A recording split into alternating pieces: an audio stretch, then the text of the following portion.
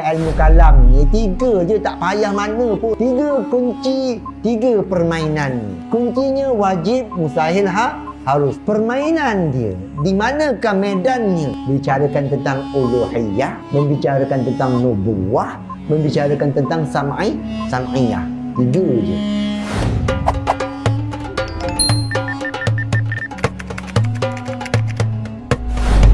Bismillahirrahmanirrahim. Alhamdulillahirabbil wassalatu wassalamu ala asyrafil anbiya'i wal mursalin wa ala alihi washabbihi ajma'in. Rabbi shrah li sadri wa yassir li amri wahlul 'uqdatam min lisani yafqahu qawli. Assalamualaikum warahmatullahi taala wabarakatuh. Untuk permulaannya, marilah kita meramai, merafa'kan, menghadiahkan bacaan Al-Fatihah kita kepada pengarang kitab ini, iaitulah almarhum Haji Abdullah Al-Jamburi. Begitu juga kepada guru-guru kita, ayahanda bunda kita, keturunan-keturunan kita, nenek moyang kita, para ulama-ulama yang telah berbakti menyampaikan akidah-akidah, menyampaikan ilmu kepada masyarakat, sehinggalah kita ini menerima nikmat iman dan juga Islam. Syai'ulillahillahumul Fatihah. A'udzubillahi minasyaitonir rajim. Bismillahirrahmanirrahim. Alhamdulillahirabbil alamin. Arrahmanir rahim. Maliki yaumiddin. Iyyaka na'budu wa iyyaka nasta'in. Ihdinas siratal mustaqim. Siratal ladzina an'amta 'alaihim ghairil maghdubi 'alaihim waladdallin. Amin. Jadinya pengarang ini dia masyhur, terkenal dengan 2 parti. Bukan masuk dia lompat parti sana, lompat parti sini, tidak. Dia ada 2 parti, itulah pertamanya parti Faridatul Faraid, keduanya ialah parti Menuntut Musalli. 2. Jadi pada tangan kita ini ada kitab parti Faridatul Faraid. Bila sebut parti semua maklumlah ya. Inti parti. Ataupun ringkasan, ataupun kita namakan sebagai loop. Dia punya minyak dia, benda yang asas utama, perkara yang kita nak cari daripada sesuatu himpunan. Maka partinya tak banyak, sikit saja. Yang lain tu kata bab kita piramli tu dia punya bunga-bunga saja. Alif tendang bawah yang banyak-banyak tu semua bunga saja. Bunyinya apa? Sarkas saja. Dan saya tak boleh berbincang dengan tuan-tuan secara terlampau masuk alam yang tidak dipenuhi oleh manusia, hanya kita sendirian. Nanti kita mengantuk, terlelap. Tak boleh dah. Saya kalau cakap sendiri saja, nampaknya lepas ni esok lusa makin tak ramai orang datang. Itu standard. Itu risiko. Itu biasa dilalui oleh mereka-mereka yang mengajar akan ilmu akidah. Sudah tahu dah, apabila kita membicarakan benda-benda yang lebih berat, maka selepas daripada itu, natijahnya apa dia? Penolakan yang berlaku. Bukan penolakan tolak ilmu akidah, tidak. Penolakan malas ni nak memikir. Cukuplah kata, fardu ain cukuplah, ini fardu kifayah ni. Jadi fardu kifayah dia tak nak datang dah. Kerana perbincangan kita ada fardu ain dan juga ada fardu kifayah. Ilmu kalam yang bermakna, yang bermaksud khususiyah, ianya adalah fardu kifayah. Yang fardu ainnya ialah ilmu akidah. Itu fardu ain. Tapi ilmu kalam membicarakan perkara yang ghawamid, perkara yang daqa'iq, yang halus-halus, yang rumit-rumit, ianya hanyalah fardu kifayah. Hanya sebahagian yang belajar, yang menempuh, yang lain tak payah. Itu fardu kifayah. Namun ilmu yang paling mulia ialah ilmu yang membicarakan tentang ketuhanan. Itu kena pegang satu. Ilmu yang paling mulia ialah ilmu yang membicarakan tentang ketuhanan. Jangan tidur kata, wah, si Ustaz Rashid ni dia nak upkan saja ilmu tauhid. Tak, itulah hakikatnya, itulah realitinya. Ilmu yang paling mulia ialah apa yang maklumnya. Ma yu'lamu, perkara yang diketahui. Apa dia? Antara banyak-banyak maujudat, perkara-perkara yang ada, yang paling mulia ialah sesuatu yang tidak menerima binasa. Sesuatu yang bersifat dengan baqa. Jadinya, itulah yang dinamakan sebagai wujud yang mutlak. Bahkan ianya wujud yang tempat bergantungnya oleh semua yang maujud. Maka apabila ilmu kalam, ilmu tauhid membicarakan perkara yang paling mulia, maka dia tempias. Campur dengan penjual minyak wangi, tempiaslah wanginya. Jadi apabila ilmu tauhid membicarakan yang paling mulia, yang paling tinggi, tidak ada dia punya nazir, tidak ada dia punya syabih, tidak ada dia punya bandingan, tak ada kufu, tak ada apa semua, maka oleh kerana maklumnya itu yang mulia sekali, itulah Allah Subhanahu Wa Taala, maka ilmu tauhid juga secara automatik naik kedudukan yang paling mulia berbanding dengan ilmu-ilmu yang lain. Oleh kerana itu, walaupun ianya fardu kifayah, kita banyak pilihan. Semua orang minat bahagian apa dia? Pilihan masing-masing. Ada yang minat bahagian muamalat, padahal dia satu barang pun tak nak jual. Tapi dia minat. Satu barang pun tak nak jual. Kami kata Siti P. Ramli ni, kanda hanya import, tidak ekspor, kata. Import saja. Barang semua dapat, tak pernah ada jual. Jadinya walaupun tak pernah dia berniaga, tapi dia meminat bahagian muamalah, maka dia cuba mendalami akan ilmu muamalah. Begitulah juga mereka yang minat dengan ilmu apa dia? Ilmu bahasa. Padahal tak kena mengena pun. Dia nak belajar juga minat, tak ada masalah. Oleh kerana itulah, sekarang zaman-zaman milenium, perlu memperbanyakkan pilihan, memperbanyakkan alternatif. Banyakkan, ramai orang minat yang berbeza. Lalu sebahagian orang dia mendalami akan ilmu hadis. Bawa yang halus-halus. Siapa memang masyarakat yang minat nak memperhalusi, mari jemput. Begitu juga dengan ilmu apa dia? Bahasa Arab. Begitu juga dengan ilmu apa dia? Ilmu fiqh. Sehalus-halusnya. Bukakan buku kuliah. Ajak masyarakat berbincang, mendedahkan kepada masyarakat, sebelum golongan-golongan yang lain mengambil kesempatan, baik kita yang membukakan kesempatan. Itu kena pegang situ. Jadi mereka boleh membicarakan tentang perkara yang sepatutnya orang awam tak tahu, tak apa. Begitulah juga kita menyediakan kepada orang awam pelbagai bidang ilmu. Antaranya ialah membicarakan ilmu kalam yang lebih halus sedikit. Bukan halus banyak, halus sedikit. Oleh kerana itulah saya memilih kitab apa dia? Fatih Faridatul Farid. Jadi tuan-tuan, saya pembacaan metod saya pembacaan pada ini, saya tidak banyak membicarakan tentang takbir kalam, ibarat-ibarat. Kerana itu perlu talaki yang memakan masa.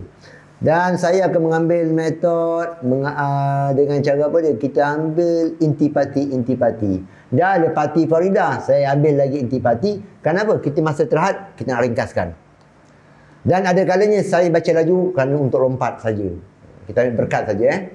Qala musannifu rahimallahu ta'ala wa nafa'ana bihi wa bi'ulumihi fid darain amin ya rabbal alamin. Lalu berkatalah Tuan Pengarang, Alhamdulillahilladzi atla'a fi samawati qulubil mu'minina syumusal ma'rifati tusyriqu bi anwarit tauhid wal yaqini. Maksudnya puji-pujian bagi Allah yang menaik dan menerang ke dalam hati mukmin yang tinggi. Yang tinggi ia seperti beberapa langit. Akan pengenalan Allah yang cerah ia seperti beberapa matahari. Padahal cemerlang hatinya dengan cahaya tauhid dan juga yakin. Ini dinamakan sebagai apa dia? Tashbih baligh. Tashbih baligh. Disamakan akan iman dengan cahaya. Disamakan iman dengan matahari. Disamakan cahaya terangnya itu dengan memberi petunjuk. Itu semua berlaku dalam tashbih baligh. Dalam ilmu balaghah, saya pun tak bercerita di sini kerana memang kita nak mengambil masa yang nak cepat. Wassalatu wassalamu ala turjumani uluhiyati wa dalili wahdaniyati sayyidina Muhammadinil mab'uthi bi bahiril mu'jizati li ta'yidil risalatihi wa tasdiqi hidayatihi. Maksudnya dan rahmat dan sejahtera atas juru bahasa. Jadi Nabi Muhammad itu ialah juru bahasa. Ditashbihkan Nabi dengan mutarajim. Jadi dibuangkan Nabi Muhammad, lafaz Muhammad digantikan dengan jurubahasa. Muhammad seperti jurubahasa ketuhanan, jurubahasa ketuhanan, dan yang menunjuk kepada keesaan Allah Subhanahu wa taala. Penghulu kita Nabi Muhammad yang dibangkitkan dia dengan mukjizat yang mengalahi akan seterunya. Jadi bila sebut saja mukjizat yang mengalahi akan seterunya, ini dinamakan sebagai bayaniyah. Tak sebut pun mengalahi pun dah tahu dah. Mukjizat ialah untuk mengalahi. Ini idafat bayaniyah. Kerana menguatkan akan rasulnya dan membenarkan petunjuknya. Jadi mukjizat itu fungsinya ialah at-tasdiq, membenarkan. Ataupun dengan maksud yang lain macam mana? Mukjizat Nabi itu seolah-olah Nabi berkata kepada golongan-golongan musyrikin, orang kafir, juhala, Abu Lahab, Muhammad ni benar, buktinya macam mana tu? Dia belah bulan. Muhammad ni benar tu, buktinya macam mana tu? Keluar air daripada celah jarinya. Muhammad ni benar itu, pergi Isra' dan Miraj. Dengan maksud yang lain, mukjizat itu merupakan perumpamaan kata-kata Allah Subhanahu wa taala membenarkan bahawasanya segala nabi-nabi itu adalah utusannya. Tak apa doktor, saya baca laju lah doktor.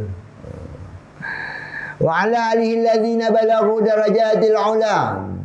Darajatil ulya bi'ului miqdarihi wa ashabil ladzina balaghu nujumal huda binasir akhbarihi. Maksudnya dan atas keluarganya. Jadi selawat dan salam atas keluarganya. Itu konsepnya. Tak boleh kita selawat dan salam atas keluarga Nabi kecuali selepas kita berselawat ke atas Nabi dan juga sahabatnya itu. Itu dia punya sifir dia. Tapi kalau selawat kepada Nabi, tak sebut sahabat-sahabat pun tak apa. Tak sebut ahli pun tak apa. Keluarga.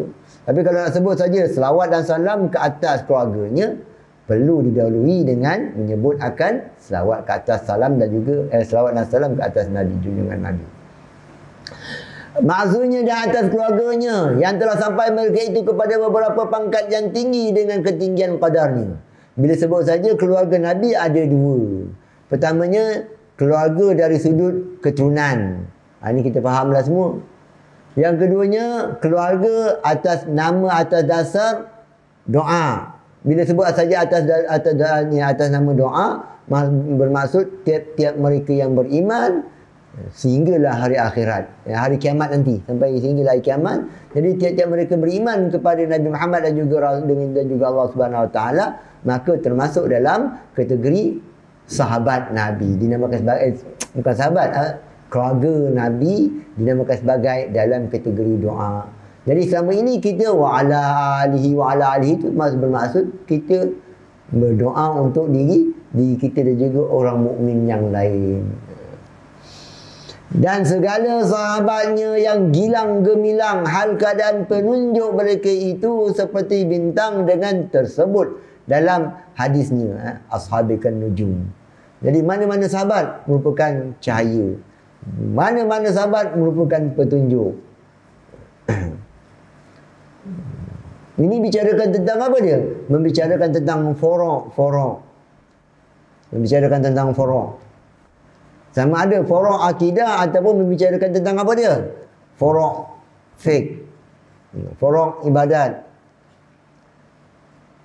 Tapi usul tidak. Usul tidak. Usul wahyu. Tak boleh lagi. Kalau usul mesti Quran dan Sunnah. Dua je. Usul mesti wahyu. Dengan maksud yang lain apa dia? Contohnya bila membicarakan tentang perkara-perkara asas, seperti membicarakan tentang mensifatkan Tuhan. Membicarakan tentang apa dia? Perkara-perkara yang tak layak bagi ketuhanan. Mestilah daripada wahyu. Bahkan para sahabat pun tidak boleh menokok tambah. Itu dasar kita dalam Ahlussunnah wal Jamaah. Oleh kerana itu apabila datangnya bicara-bicara mutasyabihat daripada para sahabat dan juga selepas daripadanya, maka yang kita pegang ialah Quran dan juga Sunnah. Bahkan Quran Sunnah yang dalalahnya Petunjuk maknanya pun kabur. Kabur macam mana? Boleh pilih berbagai-bagai makna, maka di situ juga berlaku perbicaraan yang lain. Namun yang kita faham di sini, bila sebut saja mensifatkan hanya Allah dan juga Rasul. Tak ada mensifatkan sahabat, tabi'in. Itu dua je. Sebagaimana yang disifatkan oleh Allah dan juga Rasulnya. Ada tak? Dan para sahabatnya? Tak. Kalau ada para sahabat, sebagaimana yang disifatkan oleh Rasul, dia disifatkan oleh Rasul. Itu dua je. Dengan kata makna yang lainnya, apa yang Tuhan sifatkan, itulah yang kita sifatkan. Selain daripada itu, tidak. Ini dasar kita dalam Ahlussunnah wal Jamaah. Oleh kerana itu, kalau ada mengenai harakah, mengenai perkara huruf dan suara dan sebagainya, semua yang datang daripada salaf, mana salaf boleh berlaku juga benar dan juga berlaku khata. Kenapa? Kerana sahabat yang lain berbeza dengan sahabat yang ini. Sahabat yang ini pula berbeza dengan sahabat yang ini. Maka pada ketika itu apa dia? Lihat kepada Quran dan juga Sunnah. Kerana membicarakan tentang usul akidah. Bukan membicarakan tentang usul mazhab. Ini bicarakan tentang usul akidah. Kena faham tu. Usul akidah pula membicarakan tentang ahli sunnah wal jamaah. Dia ada usul agama. Bila sebut saja usul agama, siapa yang menyalahi daripada usul agama terkeluar daripada Islam. Ada dinamakan sebagai usul ahli sunnah wal jamaah. Artinya apabila dia melanggar daripada usul ahli sunnah wal jamaah, dia terkeluar daripada ahli sunnah wal jamaah, tapi masih lagi dalam agama Islam. Dalam ahli sunnah wal jamaah itu pula ada pula usul mazhab Asy'ariyah, ada usul yang Maturidiyah. Di situ. Contohnya macam mana kita ambil faham situ. Usul dalam Asy'ariyah, Maturidiyah tu mengenai kalam nafsi. Itu antara. Oleh kerana itu sebahagian ilmuwan-ilmuwan yang tidak mengisbatkan kalam nafsi bermaksud tidak mengisbatkan secara istilahi, namun ia hanyalah khilaf lafzi saja. Dia tak isbatkan kalam nafsi. Tapi maksud yang mereka isbatkan, Tuhan itu mempunyai satu sifat dinamakan sebagai sifat kalam yang kita tidak tahu kan akan hakikatnya. Jadi sebenarnya sama saja dengan apa yang kita sifatkan. Bahkan ulama kita mempernamakan sebagai kalam nafsi itu kerana nak menolak golongan Mu'tazilah. Mu'tazilah mengatakan bahawasanya bila sebut saja kalam, mestilah huruf suara. Tak. Ada kita kata. Sifat kalam yang kamu sebenarnya tak perasan, sebenarnya ada pada diri kamu, dinamakan sebagai kalam nafsi. Itulah timbulnya istilah kalam nafsi yang diambil daripada istimbat daripada nas-nas wahyu dan juga Quran, sunnah dan juga Quran. Doktor, kalau saya silap tegur saya, doktor. So Ustaz semua, kita berbincang ni. Dia kalau kita tak tegur, makin lancang dia bercakap. Makin lancang, dapat rasa macam dapat ilham lah rasanya. Padahal ilham ada yang syaitani, ada yang syaitani, ada yang bukan syaitani, ada yang bukan syaitani pun tak pasal-pasal syaitan kita marah. Padahal kita rasa khayalan kita, dia bukan syaitani pun kadang-kadang. Tak pasal-pasal syaitan kena marah. Padahal benda tu datang daripada diri sendiri.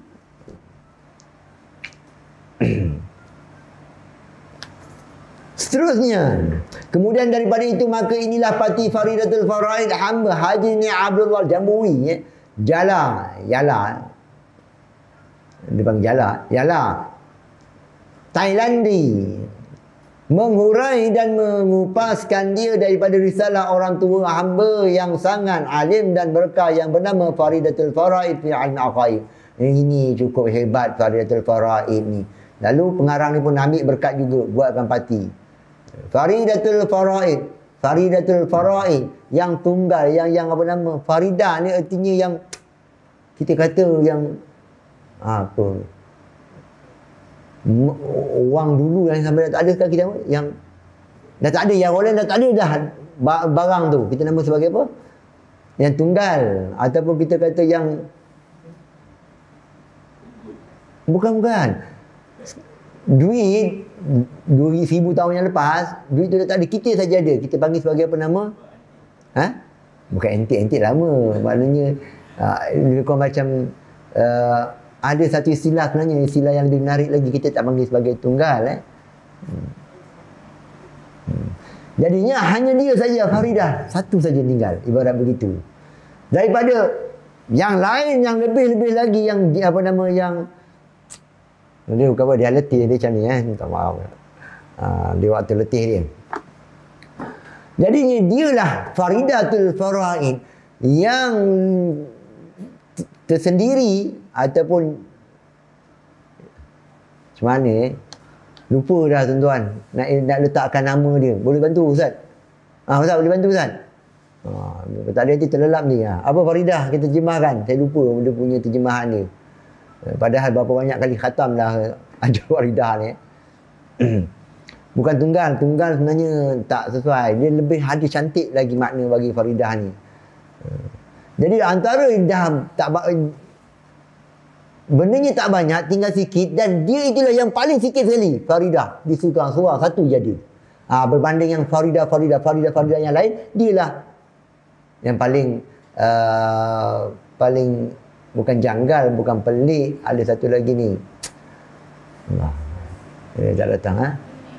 Unik tak boleh unik juga. Jadi tak ada, orang lain tak ada, dia seorang saja ada. Panggil apa?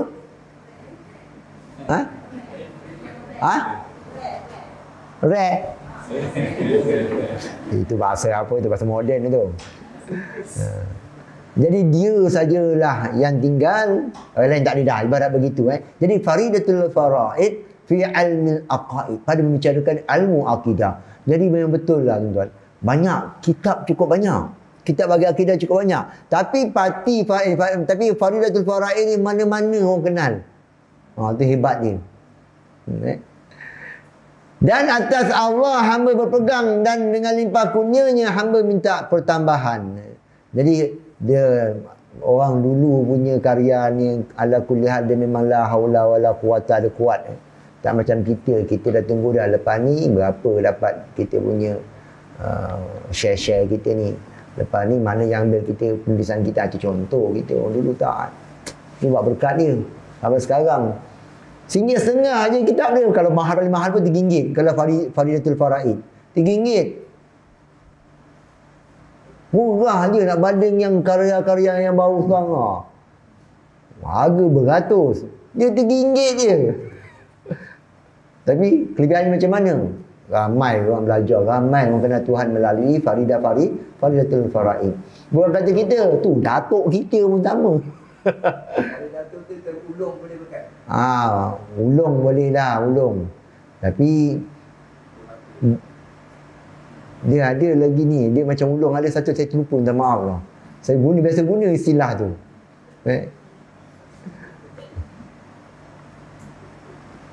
Dia kata pelik tak boleh, pelik benda yang tak menarik. Ini benda yang menarik tapi tak banyak, hanya 1-2 saja. Itu namakan sebagai Faridah. Tak apalah, esok kita ada masa lagi. Kita bicara benda tu tak lama, kita ada masa 1 jam setengah ni. Kita nak cepat. Ilmu tauhid ialah perhimpunan ilmu i'tikad yang diambil daripada dalil akli dan juga dalil hadis dan juga Quran. Ilmu banyak makna. Ilmu perkataan lafaz masdari. Ilmu ada kalanya dengan maksud masdari. Itu bukan. Itu makulati infial. Makulati fi'li. Ilmu dengan maksud masdari artinya proses belajar. Itu dinamakan sebagai ilmu juga. Itu dinamakan sebagai menuntut. Ada ilmu dengan maksud apa dia? Ilmu dengan maksud maklumat. Bukan juga yang kita bicarakan di sini, bukan. Ada juga ilmu dengan dinamakan sebagai sifat ma'ani. Dengan suatu sifat yang dengan sifat itu seseorang itu mencapai akan maklumat. Itu ilmu dengan maksud sifat ma'ani. Bukan itu. Yang dimasukkan dengan ilmu di sini, ada lagi perbincangan tentang ilmu. Yang dimaksud dengan ilmu di sini ialah apa dia? Iaitulah ilmu dengan maksud kawaid ataupun jumlah permasalahan. Iaitulah perhimpunan. Ialah perhimpunan. Ilmu dengan maksud perhimpunan. Perhimpunan ilmu akidah i'tikad. perhimpunan maklumat yang diiktikadkan. Ilmu yang di sini dengan maksud maklumat. Jadi ilmu tauhid ialah perhimpunan maklumat iktikad dengan maksud mu'taqad. Mu'taqad yang diiktikadkan. Maklumat yang diiktikadkan yang diambil. Iktikad pun apa masdar tuan-tuan. Wah, itulah. Kalau sebut iktikad berpegang. Itu iktikad. Apa benda berpegang, apa benda? Sepatutnya yang dimasukkan dengan berpegang, pegang iktikad di situ ialah sesuatu yang dipegang, maklumat yang diikat. Itu maksud iktikad, bermaksud mu'taqad ni. Sesuatu yang diikat, sesuatu yang dipegang. Kalau berpegang-pegang apa benda yang kau pegang ni? Tu. Itu iktikad bukan. Iktikad dengan maksud sesuatu yang diiktikadkan. Jadi maklumat, tuan-tuan kena faham dulu, iktikad tu apa benda. Iktikad ni tiba-tiba pegang apa benda yang tiba-tiba pegang ni. Yang dimaksud pegang ni apa dia? Maklumat yang dipegang, maklumat yang diikat. Itu yang dinamakan sebagai iktikad. Kena faham tu dulu. Mula kita tahu, tak tahu apa benda yang kita nak pegang ni. Contoh macam mana? Ustaz, berapa umur Ustaz? Minta maaf ni. 34? Oh, nampak macam 24 lah. Oh, hebat. Saya nak belajar nanti. Contoh. Nak kita jumpa duit sekeleng, duit sama. Duit 50 sen lah. Sama tak faham dia. Sama. 50 sen. Berkarat tu. Jadi macam mana kita nak kilatkan balik? Bagi karat macam tak nak. Macam mana kita nak kilat? Dulu dapat 50 sen. Alhamdulillah besar lah tu 50 sen tu. Gula-gula dapat. Getah jentik tu dapat. Banyaklah 50 sen tu. Asam kepal. Ais kepal kan. Itu sayang lah. Kalau 50 sen tu boleh manfaat lagi. Oh. Jadi cara macam mana? Caranya? Orang lama tahu lah. Tahu kan? Tahu? Cara nak macam mana? Alhamdulillah tu. Mula-mula macam mana? Tengok abang-abang ni buat apa benda apa. Ludah kat tanah tu. Pakai apa dah? Pakai tumit dia ludah duit tu dulu. Kalau tak ludah tak jadi. Lambat. Dia kena ludah dulu. Jadi air campur dengan tanah, dia kesek-kesek pakai tumit dia. Berkilat lepas tu. Terbalik lagi, kesek lagi dia tengok. Itu maklumat. Kemudian bila dia tengok, cantik dia pula. Rugi tadi bagi kat abang. Dia dah tahu. Bila dia dah tahu, baru dia pegang. Apa dia pegang? Bila dia kesek, mesti berkilat. Itu dia pegang sampai bila-bila. Begitulah kita lihat sehari-sehari 2 tambah 2, 4, 2 tambah 2, 4. Lalu kita pegang dalam hati kita. Itu maklumat. 2 tambah 2 jumlahnya ialah 4. Lalu maklumat ini kau pancung ke, kau bagi 1 juta ke, kau bagi 400 juta ke, tetap dalam dia punya pegangan dalam dia mengatakan 2 tambah 2 ialah 4. Itu dinamakan sebagai iktikad. Daripada mana? Daripada maklumat barulah dijadikan iktikad. Iktikad pula tapi dalam perbincangan kita ini ialah dalam akidah. Yang bicara tadi secara umumnya, tapi nak faham apa yang dimaksudkan dengan iktikad. Oleh kerana itulah maklumat tadi pula ada berbagai kategori. Ada yang bukan maklumat, sebenarnya hanyalah perkara yang khayalan. Adanya sebahagiannya ialah perkara yang zanniyah. Adanya perkara yang maklumat dalam kategori apa dia? Dalam kategori syak. Cuma dipegang dalam diri dia. Itu kita faham. Jadi maklumat tentang kategori maklumat tadi perbincangan yang lain. Tapi nak faham apa yang dimaksudkan dengan iktikad tadi. Cuma iktikad di sini bicarakan tentang apa dia? Bicarakan tentang akidah. Oleh kerana itu ain qafdal aqada ikat. Uqdatun nikah, ikatan. Tu tali sebenarnya perkara yang hisiah. Perkara yang material. Ikat le. Tak nak kasih dia terbarai, kau ikat dengan tali. Buat apa dia? Manik urai pula. Manuk ke, ikatan tindih kasih ke, itu kalau pengangkap lah. Ikat benda yang material. Lalu digunakan Lafaz itu benda yang material digunakan perkara yang dalaman. Sebab kita ni kan bodoh. Kita ni kan lemah. Tak boleh faham dalaman kalau tak ada contoh yang luar. Kena bawakan contoh luar barulah faham dalam. Itu kita manusia ni lemah sangat. Lemah sangat. Dan bersesuaian dengan fitrahnya, itulah Allah Ta'ala menjadikan kita ini berbentuk jisim, material. Jadi jisim kita bukan saja-saja untuk fahamkan yang dalam. Oleh kerana itulah pensyariatan melibatkan perkara yang jisim juga. Untuk apa? Untuk fahamkan yang dalam. Oleh kerana itulah diguna pakai perkara yang zahir itu untuk dalaman. Sebagaimana yang zahir itu diikat tak terlerai, ikatan mati. Dia kata nama orang bahasa Melayu panggil apa? Simpulan mati. Begitulah dalamnya apabila disimpul, dia tak akan terbuka. Wajah syabahnya apa dia? Sama-sama tidak terlerai.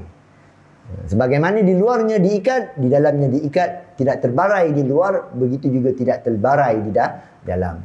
Lalu dia namakan sebagai apa dia? Tergelincir, nampak tu salah istilah. Tergelincir dia punya akidahnya. Jadi istilah tergelincir, habis terlerai dia punya ikatan dia. Itu yang mereka tergelincir akidah tu. Jadi ilmu tauhid ialah perhimpunan ilmu etika yang diambil daripada dalil, akal. Barulah bicarakan tentang maklumat yang kita ikat tadi, maklumat yang kita iktikad tadi, yang kita ikatkan kuat dalaman kita tadi, berdasarkan dalil, hujahan, sumber akli dan dalil hadis Quran. Dua sumber kita, sumber utama kita iaitulah dalil akli dan juga dalil nakli. Sebab apa didahulukan dalil akli ni? Tengok, orang kata teruknya ilmu kalam ni. Sepatut dalil hadis Quran dulu, wahyu dulu. Kenapa kau sebutkan akal? Nampaknya Jahmiyah. Ilmu kalam ni Jahmiyah ni, semua ramai jadi Jahmiyah gitu.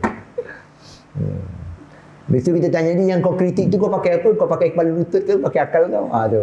Yang dikritik tu pakai apa? Pakai akal kan? Kau tu lah, kau sama juga Jahmiyah. Nak kritik pun pakai apa? Pakai akal. Kau tak ada akal, tak kritik dah tadi. Alhamdulillah lah. Begitulah juga musannaf di sini. Dahulu kan sebutkan dalil akal. Kalau tak ada akal, tak adalah apa dia. Hukum taklif tak ada. Ini sebenarnya orang ni logat, orang Melaka panggil logat. Logat apa? Buat orang Kedah panggil loklak lah. Logat betul, benda kecil pun kau sibuk nak petikaikan. Benda kecil je. Saya sambil-sambil nak datang tadi tu buka Facebook. Tentang mengenai apa nama? Kopiah capal. Bukan daripada Islam, bukan daripada Islam. Kau teranjang lah, baju tak ada lagi Islam pun. Ibarat begitu nak kata nak fahamnya. Sibuk benda-benda kecil je. Orang nak ambil berkat biar lah. Bukan dia letak lambang naga pun dengan kopiah dia. Letak lambang naga tu mungkin lah. Kau cakap dah syirik ke apa, tak kisah. Dia letak lambang capal je pun. Kecoh orang Melaka panggil logat namanya. Logat betul panggil. Sah, benda banyak boleh kita bicarakan lagi. Jadinya akal dan juga hadis Quran. Ini bicara tentang ilmu tauhid. Dan ada lagi cabang-cabang untuk akal dan juga hadis Quran. Seperti bicara tentang apa dia? Perkara khabar mutawatir, khabar tawatur tadi. Apa lagi? Mahsusat.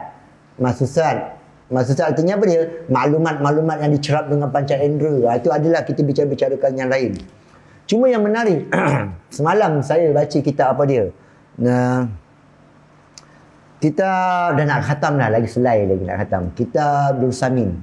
Darul Samin tu dah nak khatam dah. Dibicarakan antara dalil-dalil yakiniyah dibawakan Quran dan juga hadis. Dan dibawa ujung sekali teksnya iaitulah mengenai, saya tak ingat teks tepatnya, tapi membicarakan tentang apa? Tentang mukasyafah. Sudah. Jadi orang ilmu kalam yang betul totok ni memang dia kritik tau. Tak boleh dia kata mukasyafah tidak termasuk dalam sumber yang yakini dia tu. Tapi saya tak tahu, kritiklah pengarang tu, pengarang kita Darul Samin tu. Kritik dia. Tapi kait bagi ahlinya. Kena faham situ. Bila sebut saja bagi ahlinya, engkau tahu maklumat yang yakin ni kau nak berpegang, nak bergaduh dengan orang ke untuk diri kau sendiri? Tu kena faham situ. Istilah yakin ni untuk apa dia? Yakin ni ada dua. Satunya kau nak berpegang dengan orang. Jadi ni yang yakin, ni kau tak percaya, kau ni memang gila ni yakin ni, kau ni paling maklumat kau tadi, tak mana-mana kau ambil, jadi kau tak ambil ni kau gila. Itu yakin yang bermaksud untuk kegunaan yang selain daripada kita juga. Ada yang yakinan untuk diri kita sendiri, bukan nak libatkan yang lain. Nak libatkan yang lain. Yang ini yang dinamakan sebagai mukasyafah, ilham, untuk dinamakan sebagai sumber yang yakini untuk ahlinya. Dan dibicarakan juga dalam kitab apa dia? Aqaid Nasafi. Bukan ada bicara perkara tersebut. Bukannya dalam kitab Jawi saja. Bukan ada. Tapi bukannya untuk berjidal. Bukannya sumber tadi untuk berperang. Jangan kau perang dengan Wahabi pakai sumber tu. Memang naas, memang kau kena telanjang macam tu je yang pasal. Kau dikatakan sebagai apa? Tak kena cara. Itu sebab dalam bicara dalam ilmu-ilmu sufi tadi, dia bicara tentang rasa. Bukan bicara tentang perdebatan. Kalau kita bicara dalam ilmu kalam, betul. Ni silap, ni takbir silap, ni takbir ni silap, ni manik, ni jamik. Itu dalam ilmu kalam. Dibicarakan tentang mantik. Kau silap, mantik memang terkucil kau, kena sesah orang. Itu ilmu kalam. Tapi dalam kau bicara dalam ilmu sufi, bicara macam mana mereka cuba membawakan suatu ayat, suatu lafaz, suatu ungkapan yang lebih mendekatkan faham. Jadi mengenal zat Allah dan juga Rasul dan beri nampak di akal. Beri nampak di akal kita tiga perkara, iaitu wajib dan harus dan bagi keduanya dan mustahil atas keduanya. Jadi senang katanya ilmu kalam ni tiga je, tak payah mana pun tuan-tuan. Dia punya perbincangan tiga kunci. Tiga kunci, tiga permainan.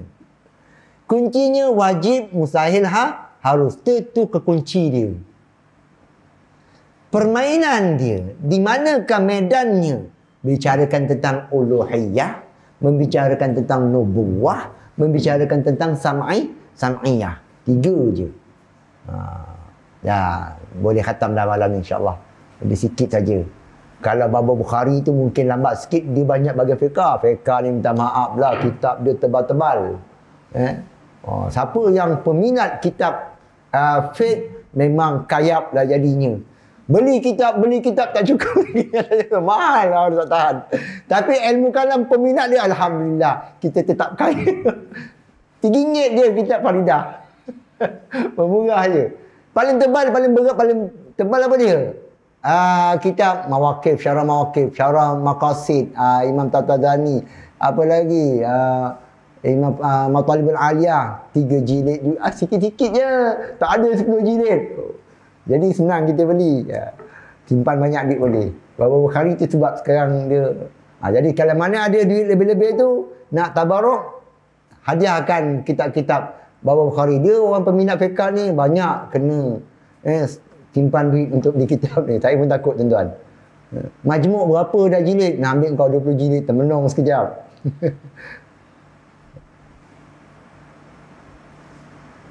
Tapi kita tauhid, alhamdulillah.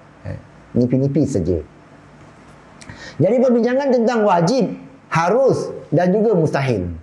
Dan juga mengetahui barang yang mengajar oleh Rasul seperti hari kiamat dan juga lainnya. Itulah sam'iyah. Ataupun kita namakan sebagai perkhabaran. Faedahnya, ini faedah aja. Ni bicarakan tentang apa? Mabadi asyara lah. Innal mabadi kulla fanin asyara ala hadul mawdu summa thamaratu. 10 kena ingat, kena tahu tu. Definisi, maudhu', faedahnya. Selama-lama dapat kemenangan dan beruntung bagi orang yang tahu pandai dengan dia. Jadi, beruntung di hari dunia, di dunia dan juga akhirat. Kata tu guru saya, antara faedah, kelebihan mempelajari ilmu akidah ini, iaitulah apabila kita ketika sakaratul maut, ketika itu datangnya berbagai-bagai bayangan, berbagai-bagai dugaan untuk mengajak kita kepada kesesatan, maka di situlah kita tahu yang mana khalik, yang mana makhluk. Itu kata Tok Guru saya pegang sampai sekarang. Agama ialah perhimpunan hukuman Allah yang diturunkan ke atas lidah junjungan Rasulullah sallallahu alaihi wasallam bagi hamba-Nya yang mukallaf. Jadi hukum ni, agama ni ialah hukum yang diturunkan kepada mukallaf yang membawa hukum itu kepada kebaikan dan juga kebajikan hamba-Nya di dunia dan juga akhirat. Itu agama. Saya tak nak huraikan panjang benda ni. Tanda orang yang beragama yang sebenar 4 perkara. Pertamanya, iktikad yang betul, iaitulah kejap di hati, kukuh di hati dengan ketuhanan dan lain-lain yang diiktikadkan oleh Ahlussunnah wal Jamaah. Tu tanda-tanda orang yang beragama.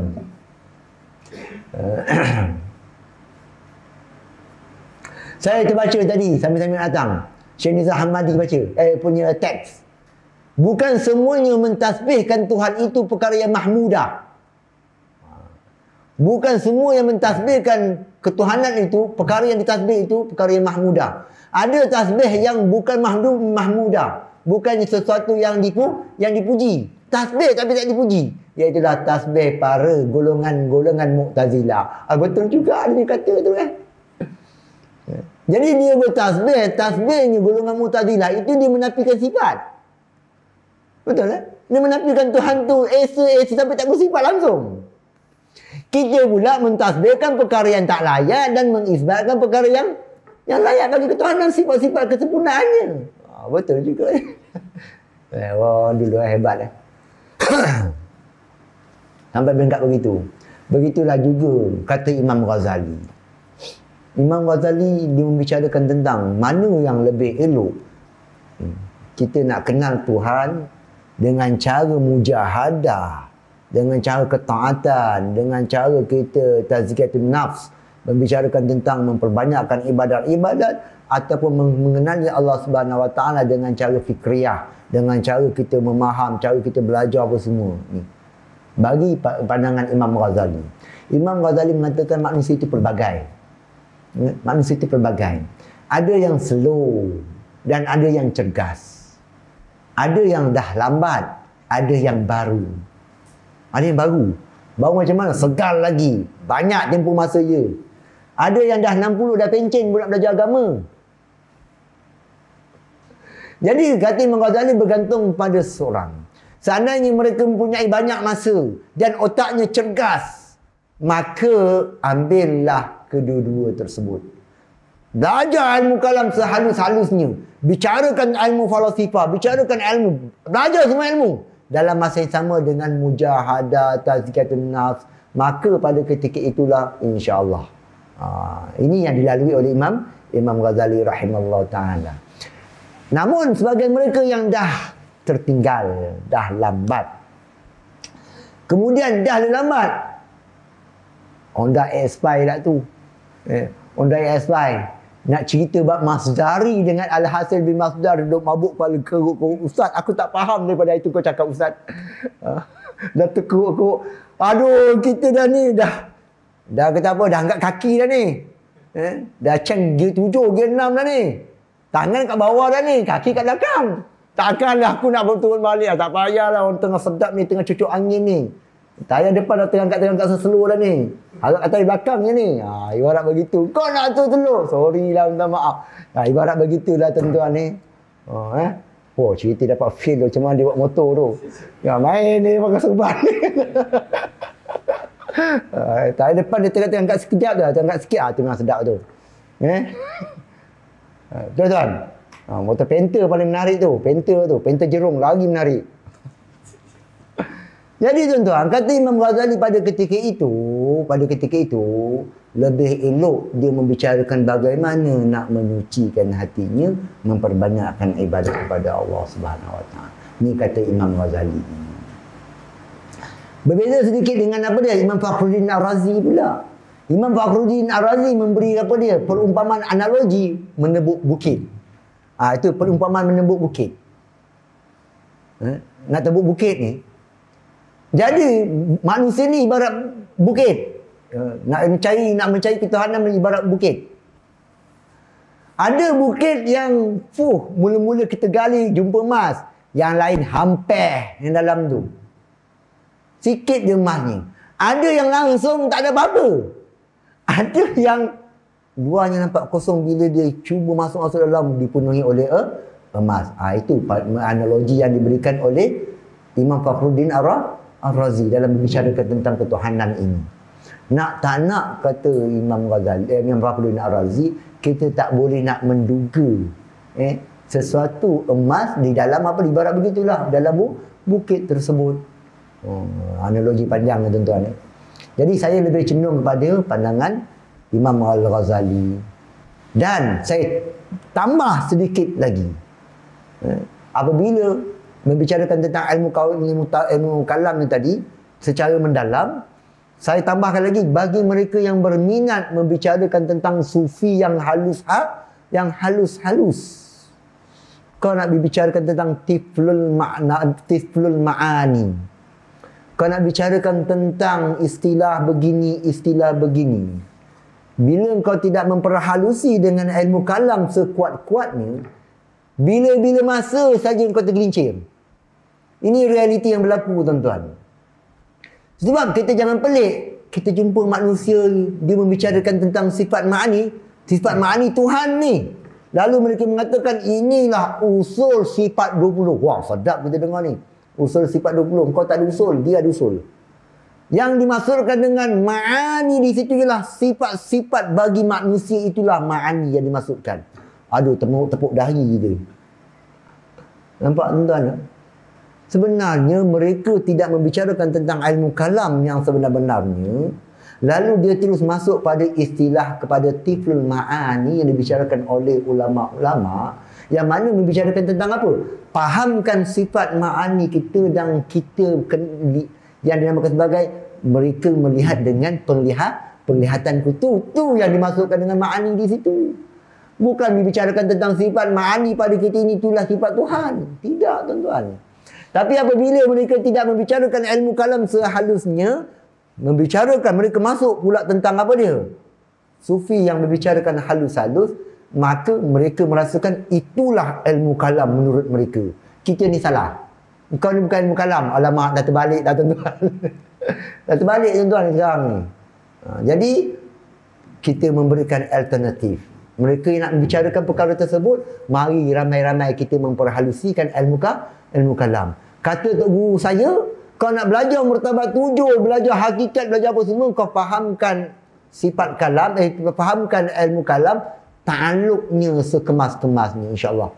Tak akan tergelincir. Bila kita tahu ta'alluq, tahu dah khalik, tahunya makhluk.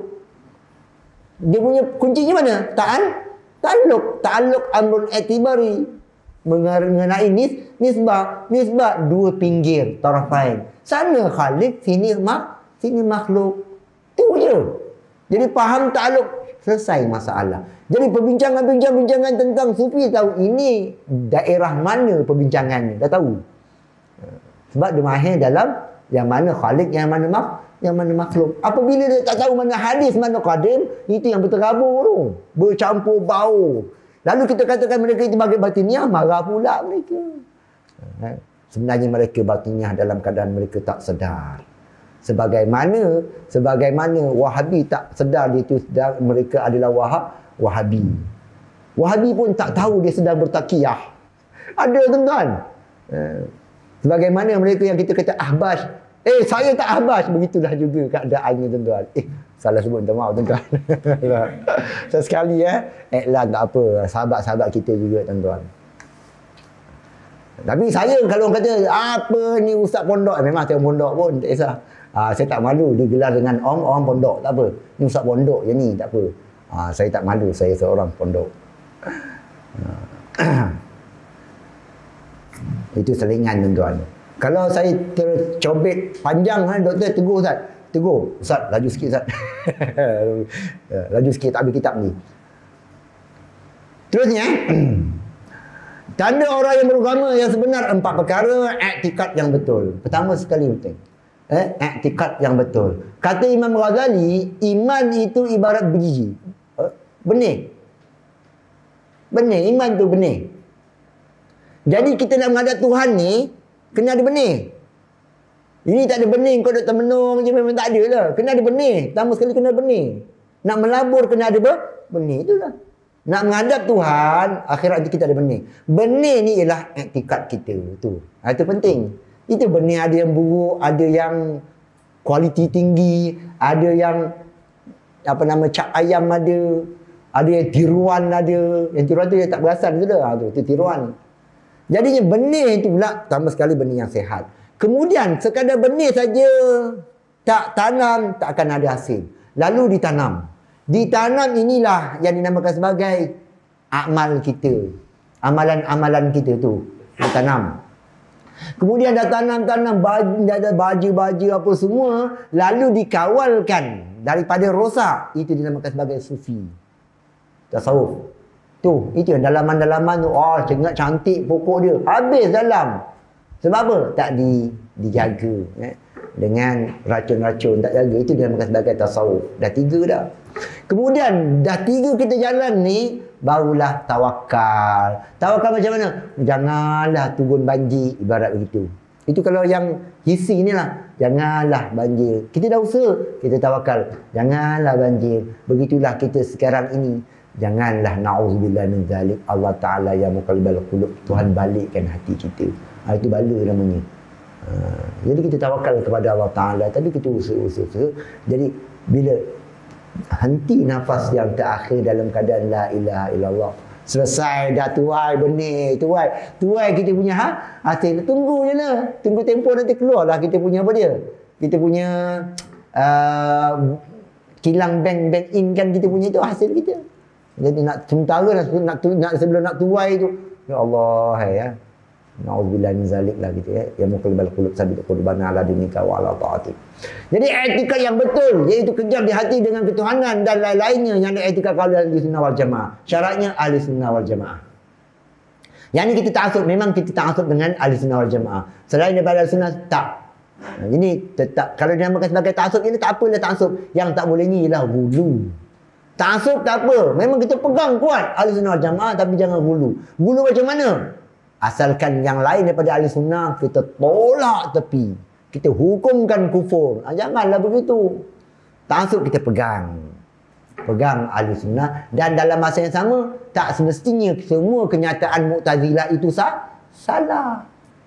Bukan semua kenyataan Karamiyah itu salah. Bukan semua kenyataan Qadariyah itu salah. Bahkan kita antaranya yang menghimpunkan Qadariyah dan juga Jabariyah dalam masalah qada dan qadar. Dan masalah af'al ibad.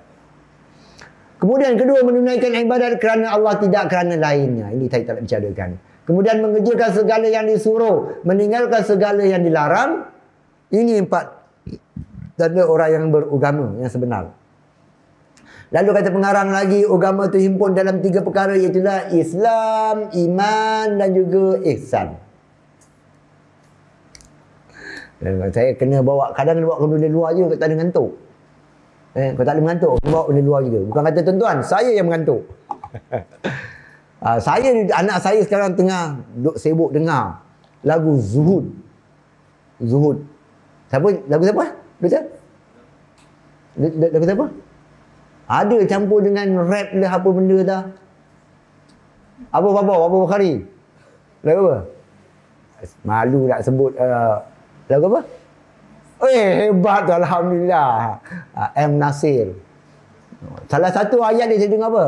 Bukan cukup 5, bukan cukup 6 kan? Tak silap lebih kurang macam tu. Bukan cukup 5, bukan cukup 6 untuk nak dapatkan the 5 di syurga. Tak silap ayat dia lah. Ke Ustaz Zahid tahu ayat dia? Saya lebih kurang macam tu lah. Anak saya minat itu. Bukan cukup 5, bukan madai 5, bukan macam tu lah, 5, 6. Jadi kita tahulah dia merujuk kepada apa? Merujuk pada rukun iman, rukun Islam. Itu faham itu. Nak bicarakan apakah maksud sebenarnya, kita lantak dia lah, kita tak tahulah. Tapi maknanya dia pun nak menuju kepada situ juga. Dia nak iman, Islam dan juga ihsan. Tu the 5 syurga tu ihsan. Yang kata-kata orang sufi, kata orang sufi dia kata apa? Orang ilmu kalam ni sibuk nak lihat Tuhan kat syurga. Kami lihat kat dunia saja. Ibarat begitulah. Bukan lihat dengan sebagaimana yang dipahami oleh orang kalam yang silap faham pula. Mereka syuhud. Syuhud di dunia. Itu maksud lihat dengan maksud syuhud mata hati. Bukan lihat yang dimaksud oleh mereka, iaitulah yang dinamakan sebagaimana Nabi melihat apa nama Allah Subhanahu Wa Taala pada malam Isra dan Mi'raj, dan juga bukan sebagai yang disebutkan di dalam ujung-ujung ma'izin nazirah, bukan.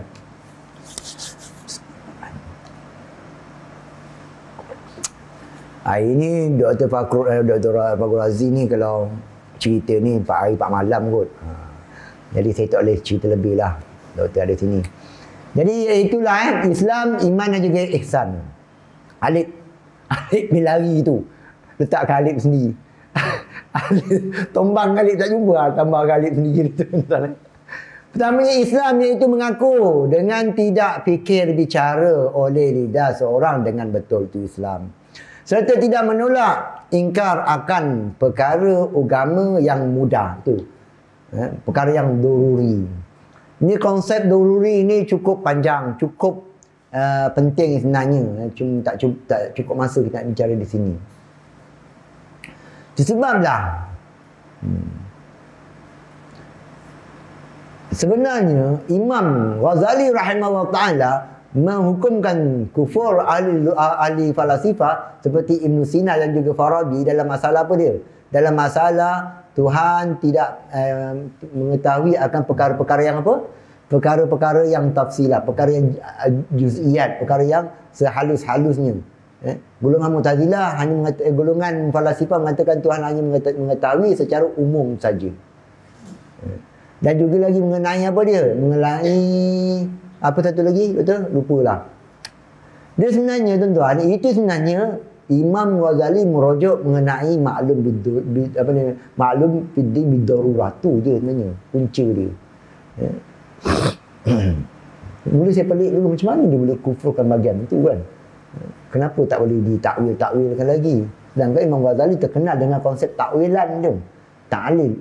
Takwil mengenai apa dia? Selagi dia itu kenyataan mereka ahli-ahli millah dalam Islam ni, selagi boleh ditakwil, kita takwilkan. Itu konsep kita Ahlussunnah wal Jamaah. Selagi kita boleh sangka baik, ibarat begitu, kita sangka baik. Sampai peringkat begitu walaupun takwil yang baik sekalipun, boleh takwil, kita takwilkan. Namun tiba-tiba Imam Ghazali keras pula bahagian ni, kita nampak situ kan. Kerana apa? Bertentang dengan kes ni lah. Yang diketahui secara mudah tadi tu. Itu punca ni. Itu panjang dunia perbincangan ni.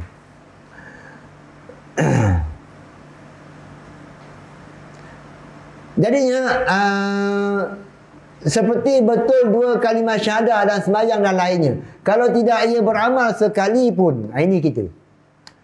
Jadi Islam seorang itu Muslim, yang penting sekali ialah dia mengakui. Ini khilaf pula.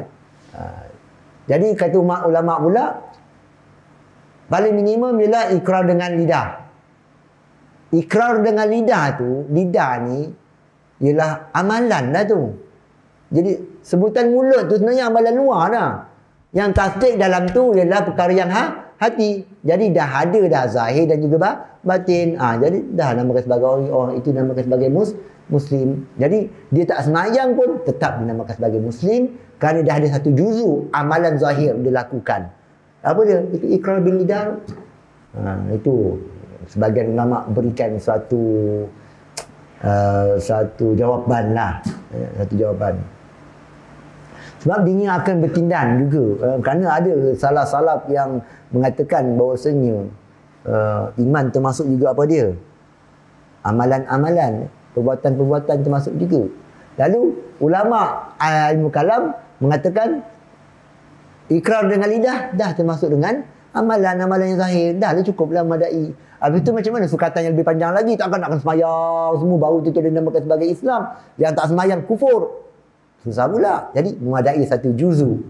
Dah ada satu juzu amalan yang luar, maka dah dinamakan sebagai seorang itu Muslim. Contoh Imam Ghazali kata apa dia? Wajib khusyuk. Solat tak khusyuk, batal sembahyang kita.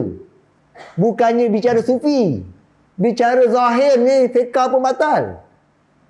Tu Rashid dia pula, dia kata ini mana ajaran sesat bawa, dia kata ni. Padahal kita dah berapa banyak kita tak khusyuk dalam solat tu. Contoh macam dia hebat sangat Sir Rashid ni, nak dengar orang sebut Sir Rashid babo-babo, bukan babo apa sebenarnya. Ini orang letak dalam babo, aku nak dengar tengah semayang fikir tu kan. Wah. Tak khusyuk dalam solat tak khusyuk batal. Batal tuan-tuan. Nak pasal ni. Tapi dah ada satu juzuk khusyuk dalam solat, memadai dah dikira sebagai solat tak batal. Mana khusyuknya? Takbiratul ihram tu, niat tu khusyuk. Itu sebab ada tak qasar ta'arud tak? Satu juzuk waktu daripada Assalamualaikum berapa minit dah. Daripada angkat tu sampai Assalamualaikum, tiba-tiba pada niat yang satu, bukan muqaranah kamaliyah, urfiyah. Urfiyah. Allahu Akbar, berapa huruf? Satu huruf dah memadai. Nampak, itu perumpamaan saya nak bawakan. Jadi dah ada satu juzuk, maka dikiralah bolehlah semayangnya diterima walaupun tak khusyuk yang lain. Dah terlepas daripada apa dia? Yang bicarakan tentang solat yang fardu. Dah ada satu khusyuk dalam tu, dah terlepas dah.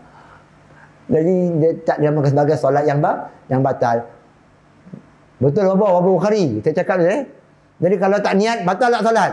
Batal lah. Jadi niat itulah sebenarnya merujuk kepada khusyuk. Apa itu khusyuk? Tuju hati. Cuma khusyuk ada banyak maratib. Ada banyak martabat manusia khusyuk. Khusyuk kita ni dapat dengar sebutan tu dah khusyuk lah tu. Itu khusyuk kita. Khusyuk orang makam tinggi tu lain lah. Kita tak rasa kita samik nak kita kata Imam Ghazali, kita cuma membenarkan saja dah lah. Jadi ada khusyuk yang lebih hebat daripada kita. Yang kena panah pun dia tak sedar. Betul kot. Betul kot. Kita tak pernah rasa betul kot ada benda tu. Yang semayang sampai ke subuh. Oh, tak terasa dia penat dia tu. Contoh kan. Khusyuk dia tu. Mustahil lah. Kau nak compare dengan kau. Jauh, minta maaf lah. Ibarat begitulah. Kita tak sama dengan orang. Tiba-tiba kita nak hukumkan orang dengan diri kita. Samalah kita dengan golongan-golongan etis. Samalah kita dengan golongan-golongan Mu'tazilah. Samalah kita dengan golongan-golongan Mujassimah. Apa puncanya? Apa yang akal dia sampai daripada panca indera, itu yang diterima. Lebih daripada itu dia tak nak terima dah. Jadi mata dia bagi tahu, tiap-tiap yang bertempat, tiap-tiap yang dilihat mesti bertempat. Dia pegang, akal dia pegang. Dia terikat dengan panca indera dia tadi. Jadi terikat dengan diri dia lah. Jadinya apabila datangnya wahyu mencadakan Tuhan itu boleh dilihat apa semua, tak itu. Dia mengukurkan pada diri dia. Terusnya, iman pula rukun Islam. Rukun Islam 5 perkara. Mengucap 2 kalimah syahadat. Asyhadu an la ilaha illallah wa asyhadu anna Muhammadur Rasulullah. Saya tak nak cerita panjang ni. Padahal inilah perkara yang cukup yang panjang dia punya intipati dia. Iaitulah la ilaha illallah sahaja. La ilaha illallah sahaja itu intipati dia. Itu sebab ada ulama-ulama yang mengarangkan khas bicara apa dia? La ilaha illallah Muhammadur Rasulullah. Seperti apa dia? Tak salah saya Imam Zarkashi ada karang. Imam Zarkashi ada karang kitab khas tentang la ilaha illallah Muhammadur Rasulullah ni. Ini tertentu di atas kafir yang masuk Islam juga. Jadi mereka yang Islam keturunan tak wajib mengucapkan 2 kalimah syahadat sebagai fardu ain. Ibarat begitu. Sebagai fardu yang aini. Bukannya fardu wasail. Hukum wasail, hukum maqasid. Tidak. Seperti apa dia? Hukum maqasid. Tu tak tasyahud awal, tak tasyahud akhir tadi, tak baca asyhadu Allah, tak sah lah salat tu. Itu bukannya wajib aini namanya, wajib dengan sebab yang lain, sebab terikat dengan apa? Wasail tadi. Kalau tak ada tasyahud, tak sah salatnya. Itu dinamakan sebagai wajib aradi. Begitu juga dengan selawat. Jadi mengucap 2 kalimah syahadah bagi mereka yang nak masuk Islam. Kedua, mendirikan sembahyang 5 waktu. Ketiganya, beri zakat. Keempat, puasa Ramadan. Kelimanya, mengejar haji bagi mereka yang cukup syaratnya. Jadi susunan dia cukup menarik. Bermula daripada apa dia? Paling simple. Paling simple. Ikrar. Melibatkan juzuk yang amat kecil daripada luaran kita. Itu rukun Islam. Iaitulah sebutan lidah. Kemudian meningkat pula. Apa dia? Seluruh anggota solat. Tapi tak libatkan keuangan kita. Barulah libatkan perkara yang luar daripada kita. Perkara yang luar daripada kita. Iaitulah zakat. Kemudian, zakat ni pula tak melibatkan diri kita. Perkara yang luar. Tak ke pelik namanya. Rukun Islam. Tapi keluar zakat. Tak ke pelik tuan. Dia kalau dia perinci ni memang menarik ni. Geng hakikat seronok ni. Itu sebab geng hakikat ni, kalau bicara hakikat ni, ujung sekali selagi tak haji, selagi tu tak akan tahqiq. Ibarat begitu. Bukan saya cakap main-main tuan sebab saya duduk ke Mekah. Ramai sana dia punya tempat khatam dia. Di sana, di Mekah sana tu. Aliran sana, aliran sana, aliran sana. Jadi khatam dia, ni, rukun Islam ni. Di kitab dia tak banyak. Ni antara kitab dia lah ni. Bicara tentang rukun Islam ni, rukun Islam 5, rukun iman 6 tu. Jadi, haji ni yang last sekali. Dia sebenarnya, bendanya betul. Tak salah pun. Yang salahnya sebahagian-sebahagian tu je. Tapi dalam susunan ni memang tepat. Dinyatakan oleh Imam Ghazali rahimahullah ta'ala. Jadi haji ni, tengok zakat. Zakat benda luar bukan daripada kita. Zakat tu apa dia? Tu benda yang dizakat tadi tu lah. Benda luar ni, aku bagi ni harta zakat. Bukan kita pun. Luar daripada kita ni. Luar daripada kita. Kalau kita mengucap, libatkan anggota kita. Solat, libatkan sifat yang ada pada diri kita. Tapi zakat ni benda luar. Tak kena mengena pun dengan kita. Puasa benda tak ada. Puasa benda tak ada. Tak kepelik namanya. Puasa benda tak ada. Tapi haji lengkap semua. Merangkumi semua tu kecap. Sebab kita lihat ulama-ulama dahulu. Penghujungnya, tempat klimak kita mana? Pada pergi haji tu. Syekhul Akbar Ibn Arabi ketika haji. Imam Ghazali pergi haji. Ibn Qayyim sendiri pun pergi Ibn Qayyim Jauzi tu pun pergi haji. Semua banyak melibatkan haji. Ini bukan benda yang calang-calang. Itu sebab sebahagian mereka yang nak salih kepada Allah Ta'ala, dia tak ambil badal haji. Ini yang saya jumpa lah. Dia tak ambil badal haji. Sebab apa tak ambil badal haji? Walaupun dari kedua, ketiga dia nak tahqiqkan bahagian tawaf, nak tahqiqkan bahagian tu, nak tahqiqkan bahagian ni. Ini bicara orang salik lah, bukan saya ni apa menjelak tengok je tuan. Cerita macam tu macam tu. Tahulah cerita sikit-sikit. Ini perbincangan iaitulah mengerjakan haji bagi mereka yang cukup syarat ni. Kemudian apa dia? Iman iaitulah mengikut dan menerima. Iman dalam bahasanya ialah tasdik tu. Dalam bahasanya, pada bahasanya lah membenarkan iman. Jadi menerima hati, kita akan sekalian perkara yang membawa oleh Rasul. Ini konsep utama kena pegang. Iman ialah tasdikkan apa yang Nabi bawa. Itu kekunci kita dalam Asy'ariyah. Inilah yang diuar-uarkan oleh Imam Ghazali. Inilah yang dihuraikan oleh Imam Ghazali. Inilah pengukur untuk bab takfir. Pengukur bahagian tafsik. Pengukur bahagian tadlil ni. Bukan Imam Ghazali buat saja-saja. Tak. Ini dasar dalam Asy'ariyah kita ahli sunnah. Iaitulah iman itulah tasdik. Di Syiah ni kafir. Dibenarkan lagi tak Tuhanan? Dibenarkan lagi. Dia semayang tak? Dibenarkan tentang Nabi? Benar. Jadi selagi dia membenarkan, selagi itulah dia seorang yang beriman. Habis tu dia ada nampak bagian-bagian dia ada salahkan dia sikit. Jadi contoh Mu'tazilah, dia Sami'un, dia membenarkan ayat Quran. Dia tak mendustakan. Allah Ta'ala itu sami', Allah Ta'ala itu basir, Allah Ta'ala itu mutakalim. Tapi dia membenarkan, ya Allah Ta'ala mutakalim. Dan maksud mutakalim itu ialah menjadikan huruf suara. Tapi ada pada Tuhan. Jadi masih lagi dalam konsep tasdik, membenarkan. Tapi mereka takwil. Takwil tadi itu hanyalah tersilap. Tapi masih lagi tasdik, membenarkan. Itu bezanya. Kena pegang benda tu. Ini yang kita beria sangat nakkan sahabat-sahabat kita daripada aliran tertentu tu yang suka mentakfirkan golongan-golongan Wahabi. Kita kata kita memang kuat bersilat. Orang kata apa dia? Silat kain lah. Barat begitu. Dengan Wahabi, dengan Syiah apa semua. Tak apa. Kita seng-seng lenggan. Kalau bergusti-bergusti dia. Tapi nak mengkafirkan tidak sama sekali. Mengkafirkan tidak sama sekali itu kita ni manhaj kita. Tapi yang malangnya bila kita barah mereka, dah kita pula dituduh sebagai membela. Kita membela Wahabi. Bila masa pula aku bela Wahabi. Beza metod tuan-tuan. Itu kita katakan jangan hulu. Sebab apa? Itulah puncanya.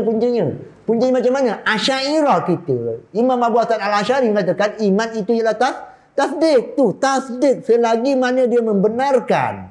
Selagi itulah kita menghukumkan mereka sebagai beriman. Cumanya bila tersalah, lari daripada takwilannya, tersasar, yang masih lagi boleh terima dalam membenarkan, konsep membenarkan, maka hanyalah tadlil, kita menyesatkan mereka. Itu je lah. Tafsir, tabdi', bid'ah saja. Tapi mengkufurkan cukup sekar sekali. Kenapa? Kerana itulah Asy'ariyah kita. Itulah kita punya imam kita ialah Imam Abu Hasan Al-Asy'ari. Bahkan pada sebelum kewafatannya pun itulah wasiatnya, tidak mentakfirkan ahli kiblah. La nukafiru ahadan min ahli kiblah. Ada mengatakan itu bahagian tentang mengkritik, artinya Imam Abu Hasan Al-Asy'ari nak menafikan konsep apa dia, mentakfirkan murtakibul kabirah. Ada kata begitu. Sebenarnya di situ ulama menguraikan mengenai tentang tidak mentakfirkan ahli kiblat itu merujuk kepada dua perkara. Pertamanya tentang murtakibul kabirah, dan yang keduanya secara umum, iaitu ahli kiblah yang selagi dia mengucap dua kalimah syahadah. Buka syarah Jam'ul Jawami'. Ni Ustaz Baba Bukhari ni ada lah. Saya tak ingat sama ada Tasniful Masani' ataupun banyak sangatlah syarah dia. Ngomong saya lupa dah. Tapi tu saya jumpa dah hari ni tu huraian dia. Jadi sahabat kita daripada Ahbash, minta maaf lah. Jadi kenyataan tadi bukannya merujuk pada satu makna, merujuk kepada dua makna. Terus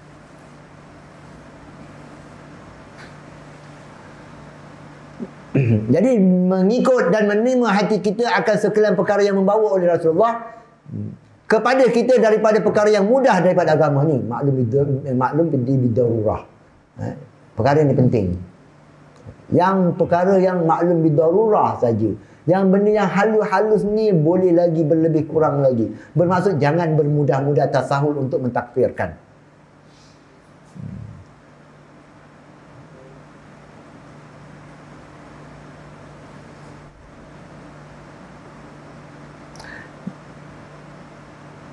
Dan tidak beriman semata-mata mengetahui benar Rasulullah SAW padahal tiada mengikut dan menerimanya. Ingkiat. Maka dengan ini tidak dihukum dengan beriman kebanyakan kafir yang mengetahui bahawasanya Nabi Muhammad itu Nabi dan Rasul yang sebenarnya, kerana mereka itu tidak mengikut dan menerima akan yang tersebut. Artinya dia tidak beriman di sini, dia sekadar mengetahui. Dia dalam tuan-tuan, dalam masalah Asy'ariyah kita membicarakan tentang iman ni, dia berkait rapat dengan apa dia? Kita memahami apa itu sifat kalam, apa itu sifat ilmu. Apabila kita dah faham ilmu, dia ada muta'allaq dia, itulah maklumat-maklumat.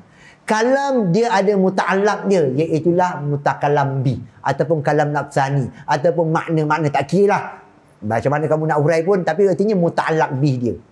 Jadi maklumat, ilmu kita ada maklumat. Maklumat kita apa perkara perbincangan kita, iaitulah perkara yang wajib, perkara yang mustahil, perkara yang harus. Itu ilmu.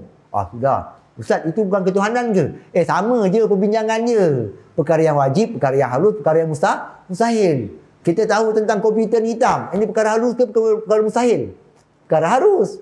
Kita tahu lepas dah bersalin, bila sebut saja bersalin, ada anak. Itu dah bunyi bersalin. Kita tahu dah di situ adanya talazum. Itu perkara yang wujub. Wujub bukannya wujud apa nama? Itu bukannya dinamakan sebagai wujub zati. Dia wujud zati tapi muqayyad. Jadi itu dia sebenarnya perbincangan kita. Maklumat kita berbincangkan tentang apa? Perkara yang wajib, perkara yang harus, perkara yang mustahil. Itu je sebenarnya.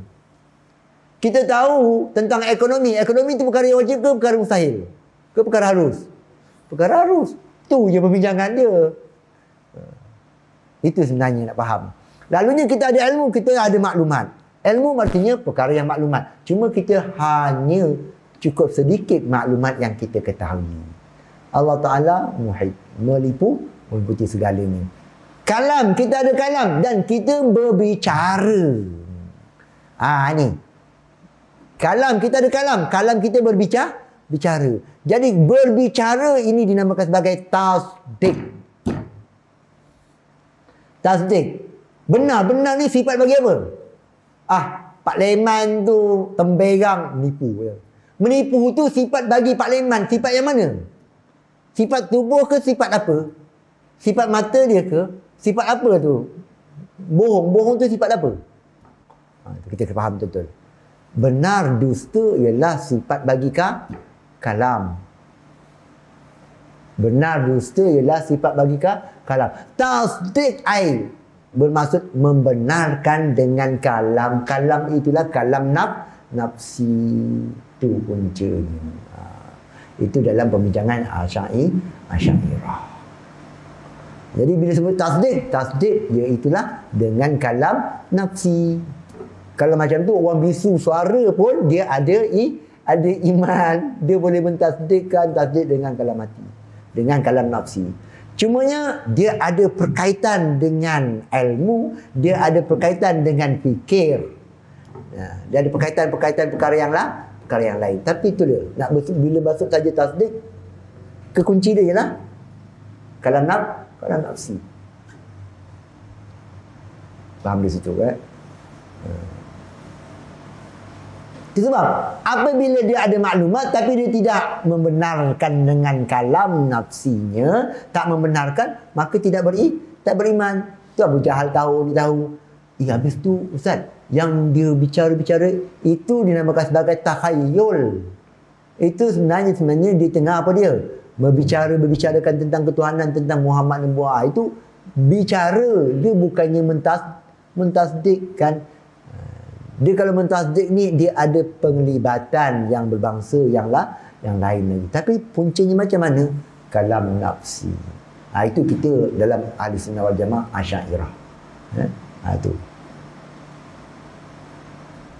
Jadi tujuan saya bagi tahu di sini nak bagi tahu, nak fahamkan bahawasanya maklumat dan juga muta'allaq bagi kalam. Ada yang maklumat tapi dia tidak mentasdikkan perkara tersebut. Saya pun tak tahu tuan-tuan ni aras mana saya tak tahu. Doktor ni memang atas lah, sepatut sini. Ada yang saya kenal, Baba sana, Baba Bukhari sepatut depan lah kan. Dan ada kawan-kawan lain tu saya tak tahu aras macam mana. Jadi saya ikut dan lah. Aku tak ikut, tak kira lah aras mana pun. Yang mana sempat aku cakap-cakap. Tentu lah tuan-tuan, minta maaf lah tuan-tuan. Sebab kita tak ada, sepatutnya tadi ada apa? Ada soal apa ni? Sesi ta'aruf dulu. Jadi habis 2 jam sekarang kita ta'aruf masing-masing kita. Baru dapat tahu sekarang ni. Jadi minta maaf tuan-tuan kalau terlampau rendah ataupun terlampau tinggi, tak ada tinggi sangat pun Jadi minta maaf tuan-tuan. Jadi sekadar yang saya rasa sesuai untuk saya berkongsi dengan tuan-tuan. Terus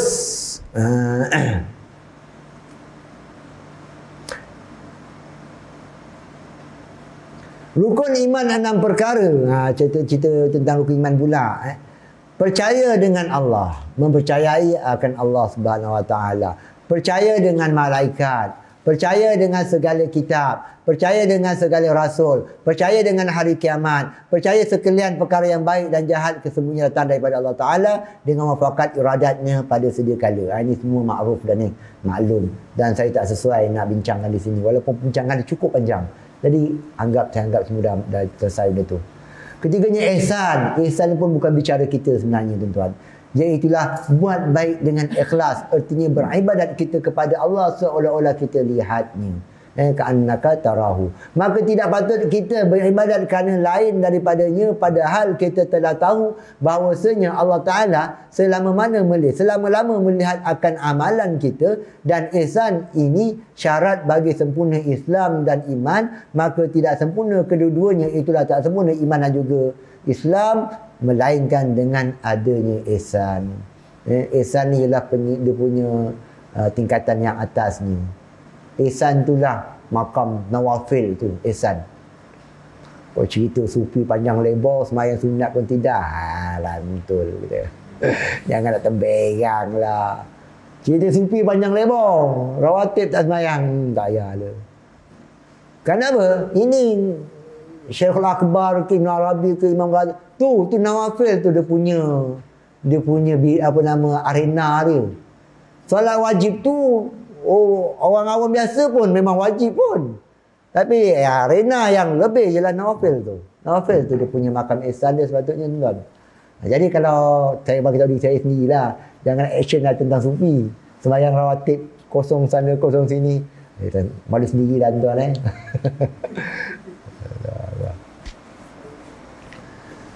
Maka tidak patut.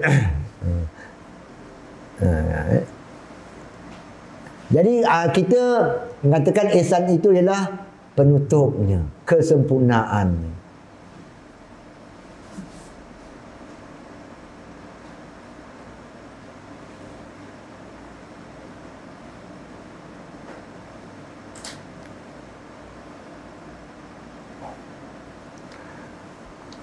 Permulaan yang wajib. Bismillahirrahmanirrahim. Saya buka soalan sekejap, 2 minit. Supaya hilang ngantuk. Ada soalan tak? Babo tak payahlah, doktor tak payahlah. Minta maaf. Bagilah orang lain. Ada tuan-tuan. Soalan yang mudah-mudah je, jangan susah. Yang mudah je kita untuk hilangkan ngantuk kita. Kalau kita pukul 11 kena berhenti lah kan? Tak boleh ni. Lebih pukul 11 ni tak boleh ni. Kena saman ni. Ada soalan? Tak ada kan? Alhamdulillah. Jadi berkesan saya punya ni. PNP saya berkesan. Berkesan tu. Sebenarnya saya tak berkesan ni. PNP saya tak berkesan tuan-tuan ni. Sebenarnya tak berkesan. Tu kan dia tak berkesan. Dia kalau berkesannya berpusatkan murid. Itu berkesan. Berpusatkan murid, itu PNP yang berkesan. Video kita masuk. Tawadhan. Ramai nazir hari ni. Qala musannifu rahimallahu ta'ala wa nafa'ana bihi wa bi'ulumi fi darain amin ya rabbal alamin. Permulaan yang wajib. Jadi wajib syar'i ni. Permulaan yang wajib pada syarak atas orang mukallaf sama ada lelaki dan perempuan bahawa mengenal Allah. Jadinya sebagian mengatakan yang wajib mula-mula sekali ialah ma'rifatullah. Itu awal yang wajib. Hukum syarak. Ni hukum-hukum syarak. Awal yang wajib ialah mengenal Allah Ta'ala. Sebagian mengatakan bukannya wajib itu mengenal Allah. Sebagian mereka mengatakan yang wajib itu ialah usaha kasbun. Mengusaha untuk mengenal. Ada yang mengatakan yang wajib ialah nazar istidlal. Itu perbincangan cukup panjang. Tapi kita ambil conclusionnya ialah apa dia? Kenal Tuhan tu je. Cumanya taklifnya ialah usaha. Caranya ialah nazar, istidlal, burhan. Sebenarnya khilaf lafzi saja. Yang penting ialah awaluddin ma'rifatullah, iaitulah awal-awal agama mengenal Allah Ta'ala. Mengenal Allah sama ada dengan mengusahakan kenal Allah ataupun beristidlal, berburhan untuk kenal Allah.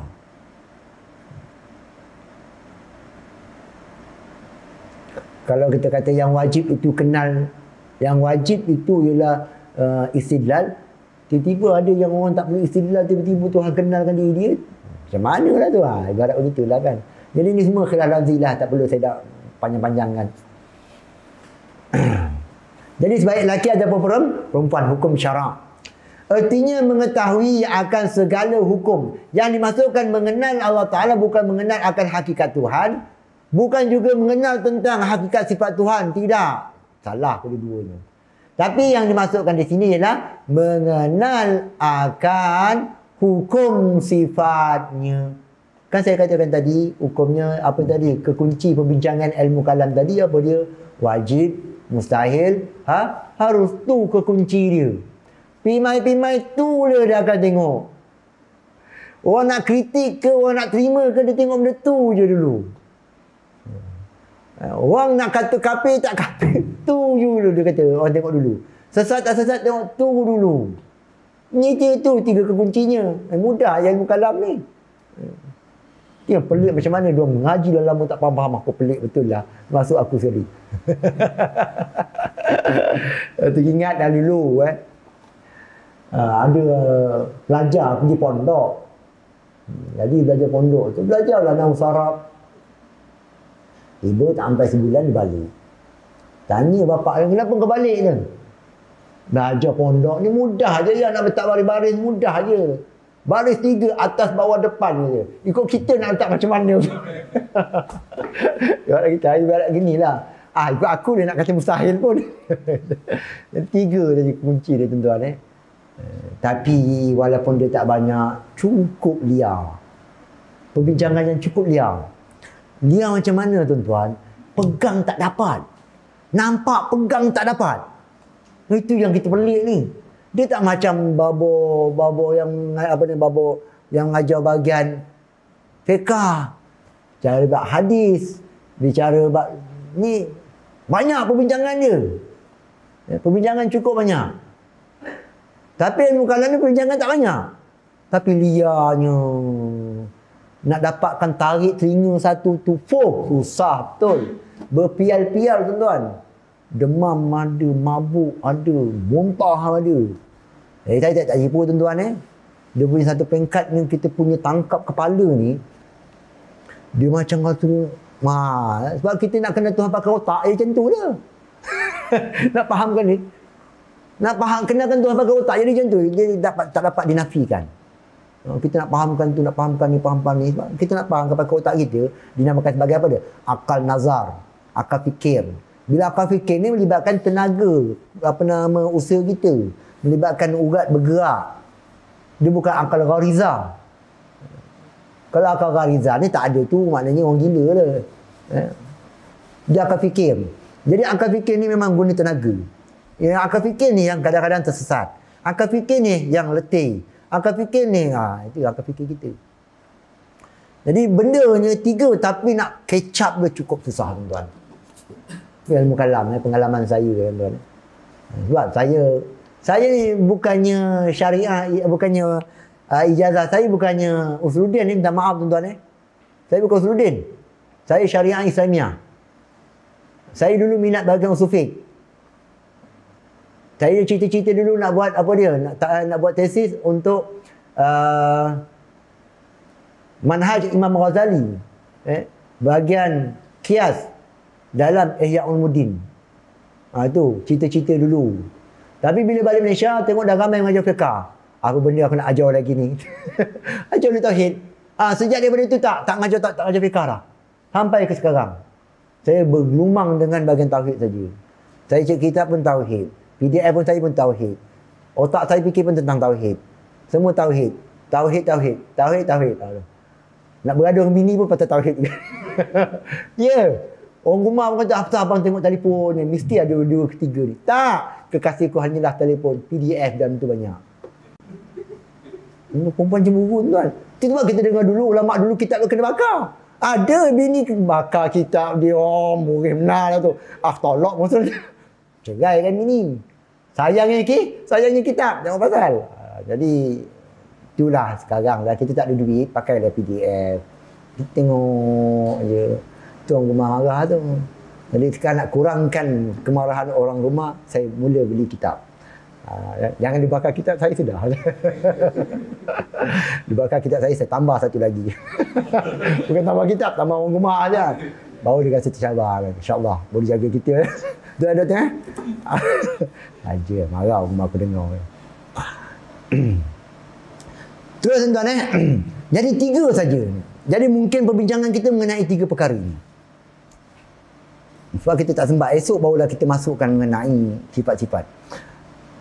Jadi permulaan yang wajib pada syarak setiap mukallaf itu sama ada lelaki perempuan, baru mengenal Allah artinya mengetahui akan segala hukum sifatnya. Ini yang bukan sebagai hukum sifatnya dan segala hukum ketuhanan dan mengetahui barang yang bergantung dengan Rasul dan tidak wajib mengetahui hakikat zatnya.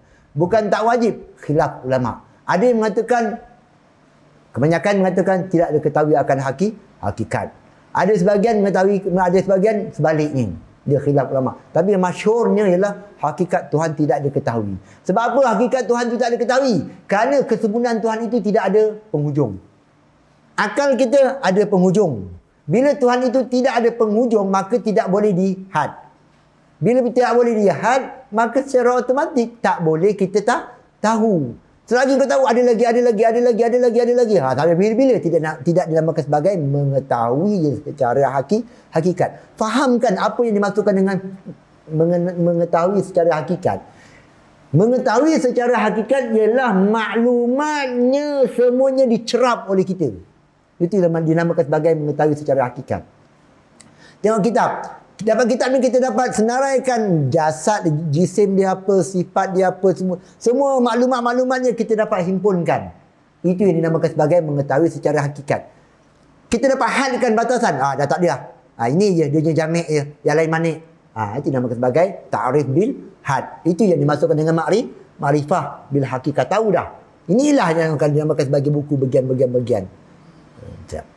Bila kita bicarakan tentang hakikat Tuhan, artinya kesempurnaan Tuhan itu tak dapat kita menguasai semuanya.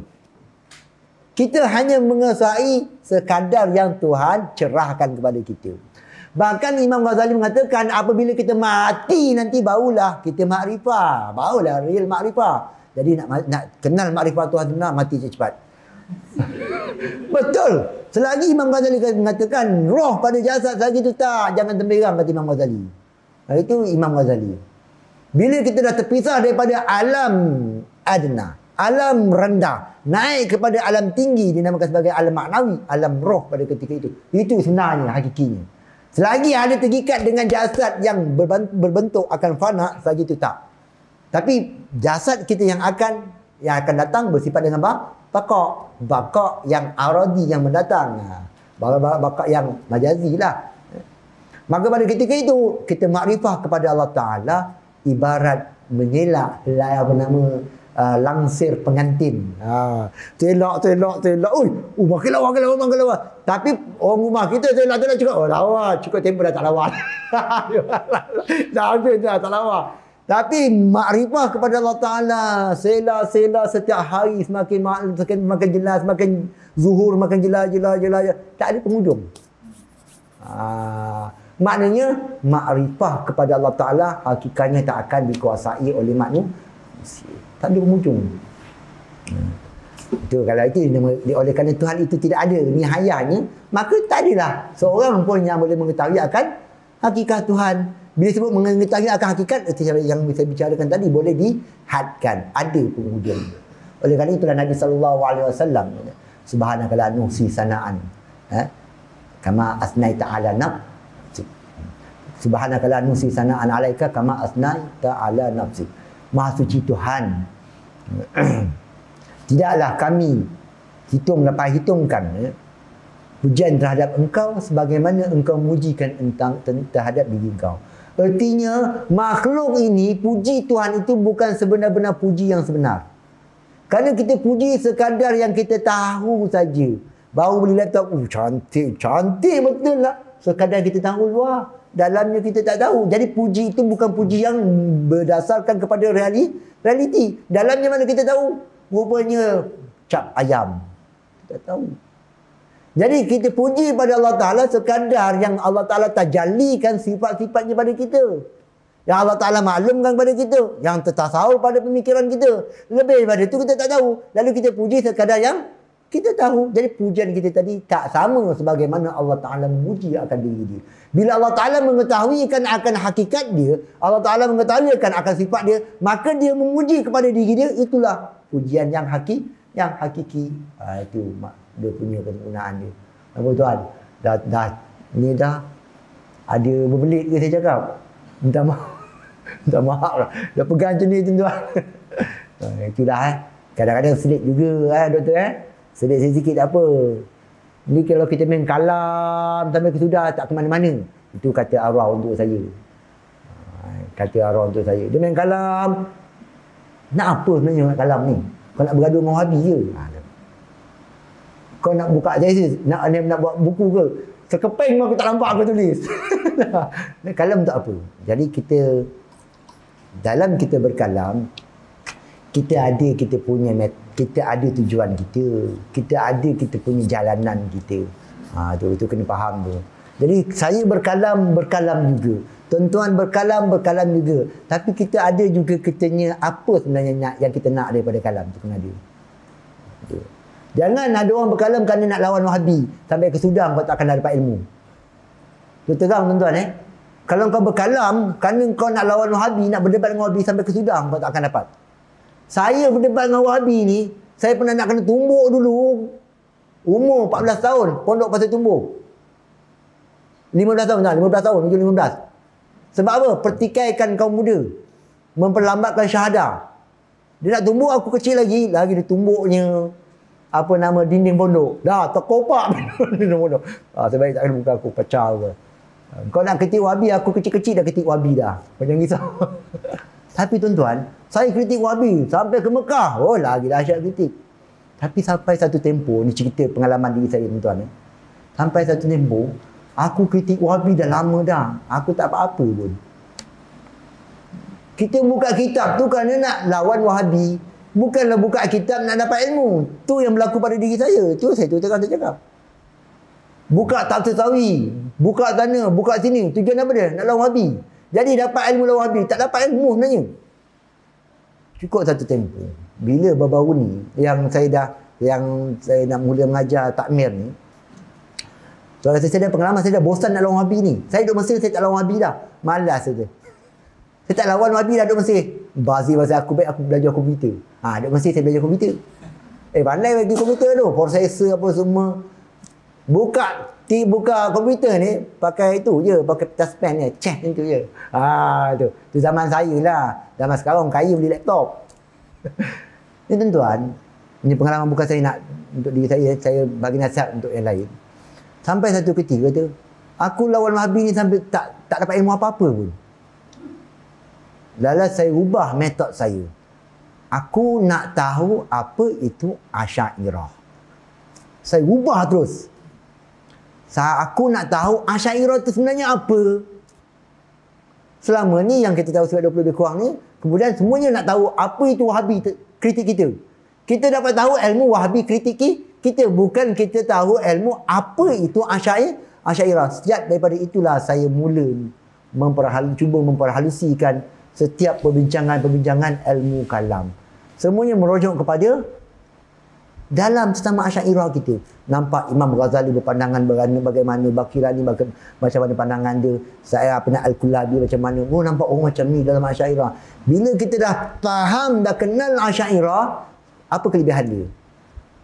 Dah faham sebenar apa itu Asy'ariyah. Nampak macam mudah dah kenal Asy'ariyah. Tapi nak fahamkan tentang sifat nafsiyah tu berbulan.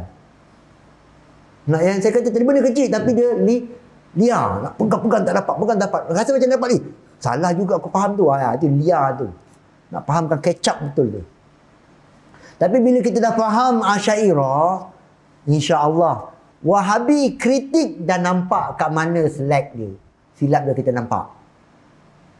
Dah nampak dah kat mana silap dia. Kau bicara tentang apa? Hulul hawadis, dia bicarakan tentang ini bagian-bagian tentang kalam. Kita dah faham tentang kalam dalam Asy'ariyah, kita dapat beza. Ini bagian-bagian.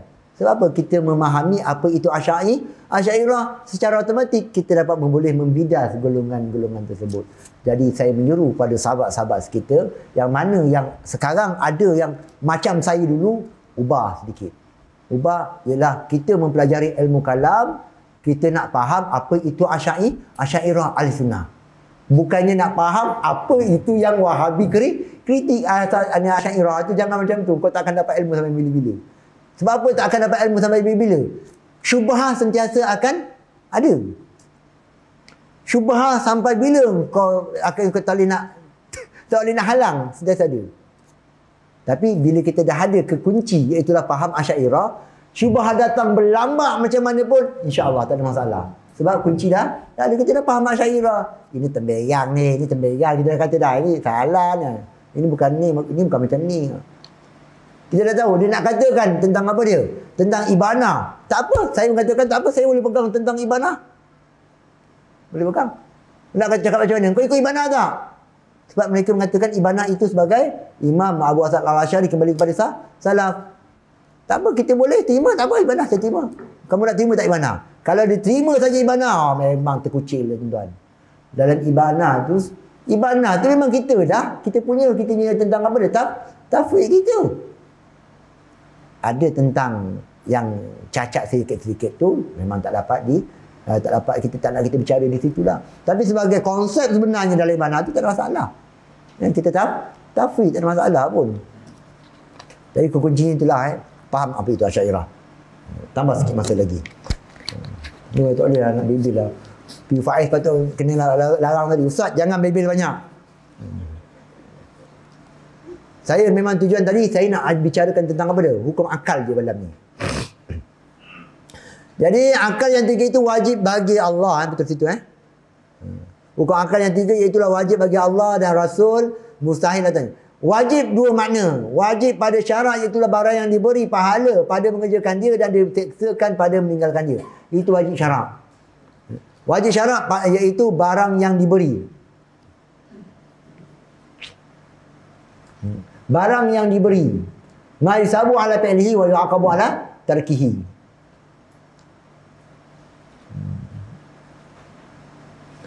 Jadi kesimpulannya, hukum syarak ni apa dia? Hukum syarak ini dia kalau kita faham sama macam hukum akal, bukan sama. Hukum itulah kita katakan sebagai melekat pada sesuatu.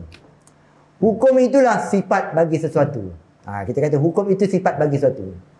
Jadi kita katakan perbuatan ini sifatnya wujub. Perbuatan ini sifatnya haram. Perbuatan ini sifatnya ialah harus. Perbuatan ini hukumnya ialah makruh dan sebagainya. Jadi hukum. Jadi hukum itu ialah sifat bagi perbuatan satu. Jadi hukum tu yang dimasukkan dengan hukum tu apa dia? Hukum tu pula khitabullah. Khitabullah al-muta'allaq. Hukum tu ialah khitab. Khitab tu apa dia khitab? Khitab itu ialah kalam Allah tu pula. Senang katanya, dari hukum ini akan timbulnya wujub dan juga ijab. Wujub sifat bagi perbuatan. Yang dimasukkan dengan perbuatan bukannya masdari. Perbuatan dengan maksud perkara yang dilakukan. Asar. Perbuatan dengan maksud bukan taksir. Tapi dia maksud dengan asar. Asar. Bergerak bukannya perbuatan bergerak, tapi sifat gerak yang ada pada kita. Itu dia maksud sebagai perbuatan. Jadi perbuatan yang dimaksud dengan perbuatan merujuk pada imbuhan an tadi itu artinya kesan, bukannya memperbuat. Perbuatan bukan maksud dengan bermaksud memperbuat. Contoh macam inilah, Bismillahirrahmanirrahim. Gerak, menggerak itu masdari. Perbuatan yang bermaksud menggerak, memperbuat. Perbuatan dengan maksud apa dia? Kesan daripada perbuatan, iaitulah gerakan yang ada pada ni, marker pen ni. Dia menggerak perbuatan. Perkara yang digerak itu dinamakan sebagai perbuatan dengan maksud al-hasil bil masdar. Iaitulah sesuatu yang dinamakan sebagai gerak, yang ada berdiri pada apa dia? Pada marker pen tadi. Jadinya hukum syarak ini yang dinamakan sebagai wujub, yang dinamakan sebagai hurmah semua tu sifat bagi gerak. Tu. Dengan maksud yang lainnya. Yang ada pada kita dinamakan sebagai wujud. Yang datang daripada Tuhan itu dinamakan sebagai ijab. Ini al-hasil bil masdar. Ni babo ni punya bahagian ni, babo mana? Babo Bukhari punya bahagian ni. Itu dinamakan sebagai hukum. Hukum yang ada pada kita dinamakan sebagai wujud, contoh. Yang datang daripada Tuhan itu dinamakan sebagai ijab. Ataupun al-hasil bil masdar sudur. Tu, terbitnya daripada fa'il yang menghukum daripada Tuhan lah. Itu dinamakan sebagai ijab. Kita ini wujud, tempat jatuh hukum. Jadi yang kena seksanya kita dah pada kita.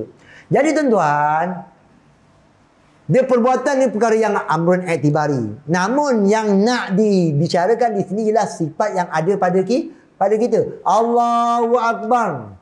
Yang ada pada kita suatu keadaan aina tu. Bapa Piu Faiz. Memang bahagian dia ni. Aina, makulatil aina. Keberadaan kita bagian-bagian tempatnya. Itu yang wujudi. Itulah tempat jatuh hukum wujub. Tapi memperlakukan itu dinamakan sebagai perbuatan amrun i'tibari. Itu bukan tempat hukum. Yang wajib tu sifat pada diri kita tu. Kalau tak nanti dia kata, hukum wujub benda tak ada. Macam mana Tuhan wajibkan benda yang tak ada? Tuhan larang benda tak ada. Zina tu apa? Benda tak ada. Buat apa nak ni kata? Tak kisah pun. Nampak tak? Jadi sebenarnya yang dilarang, yang dibenarkan, semua perkara yang wujudi pada diri kita. Jadilah, contoh kita ambil bahagian dalaman. Doktor ada bahagian ni. Namakan sebagai apa dia? Wara'. Dinamakan sebagai sabar. Sabar dengan maksud masdari, itu perbuatan. Yang nak dimasukkan dengan sabar ialah suatu malakah. Suatu malakah yang dibina daripada peringkat diri kita. Membina. Bina, maka timbulnya malakah. Jadi sifat itulah yang dinamakan sebagai wajib bersifat dengan apa dia? Sabar tu. Tapi tak akan datang sabar tanpa ada masdari. Tak akan datangnya Allahu Akbar perbuatan yang sifat kelakuan yang ada pada kita tanpa ada memperbuat. Jadi dinamakan sebagai apa dia? Wajib dengan bentuk tabi'iyah, dengan bentuk mengikut. Jadi wajib dengan bentuk mengikut. Jadi saya bicara sikit ni sebab dulu minat Sufik. Beberapa kali kita satu geng dulu. Saya minat Sufik dulu. Saya kumpulkan mahsul, kumpulkan tahbir, forok. Semua kumpul dulu. Baca je tak sempat. Kumpul je lah. Saya memang minat tu Sufik. Lalunya, itu dah faham tu Jadi wujub asar al-hasil bil masdar. Bila Tuhan memperwajibkan, jadi yang jatuh pada makhluk tu, sifat pada makhluk tu dinamakan sebagai apa dia? Wujub. Jadi solat itu sifatnya, hukumnya ialah wujub. Lalu solat bernama wajib. Jadi solat ialah wajib, ialah sesuatu yang bersifat dengan wujub. Tu dunia kaki dia punya kekunci dia. Zina tu ialah haram. Iaitulah sesuatu yang bersifat dengan hurmah. Sesuatu yang bersifat dengan apa? Larangan tadi itu. Yang libatkan datang daripada Tuhan, lihat daripada Tuhan dinamakan sebagai apa dia? Al-hasil bil masdar pada fa'il. Jadi ijab dengan wujud. Dah faham ni, nanti kita baru bicarakan tentang hukum akal. Dah faham tu, nampak dah beza ijab, beza pada wujud. Ada yang masih keliru lagi. Cuba kena buat ni. Saya rasa ada yang keliru lagi kot. Tak apalah. Kemudian sikit lagi pengurusi. Sikit lagi. Nak berhenti awal sekarang nak berhenti ke? Anda nak balik awal? Boleh saya ambil masa sikit lagi. Setuju, kena ambil majoriti. Kalau korang kata Nabing betul. Aku nak balik dah ni. Malam cuti ni. Sikit lagi tuan-tuan. Baiklah tuan. Jadi sekarang ni tentang apa? Wajib, mustahil dan juga harus. Apabila kita dah fahamkan tadi, solat itu ialah wajib. Wajib tu apa dia? Sesuatu. Itu zat. Zat tu mana? Yang dimasukkan dengan zat di situ ialah Diri solat tu lah. Yang ada pada diri kita. Perkara yang amrun wujudi tu. Itu yang wajib. Bersifat dengan wujub. Bersifat dengan wujub. Lalunya, nampak tuan-tuan. Tai tu najis. Itu macam mana kena dengan hukum syarak tu macam mana? Dia bukan kat kita pun. Nampak? Jadi, yang kita faham di situ, yang dimasukkan dengan hukum syarak tentang najis. Najis tu tak ada hukum pun sebenarnya. Tak ada pun istilah haram ke duit haram. Tak. Duit mana ada haram halal, tak ada. Duit tidak bersifat dengan halal, tidak bersifat dengan haram. Sebab apa? Hukum syarak daripada apa? Perbuatan hamba pada yang ada pada diri kita itulah wujudi tadi. Jadinya yang dimasukkan dengan najis tadi iaitulah arahan menjauhkan daripada perkara-perkara yang najis ketika solat. Tu yang dinamakan sebagai hukum taklif. Duit haram. Duit tu tak haram. Suka golongan hakikat dengar. Duit tak haram lah. Yang haramnya pada kita. Ambil saja. Kesepak. Yang haramnya apa dia? Hukum taklif kena faham. Sebab kita faham hukum taklif itu adalah pada kita. Maka yang haramnya apa dia?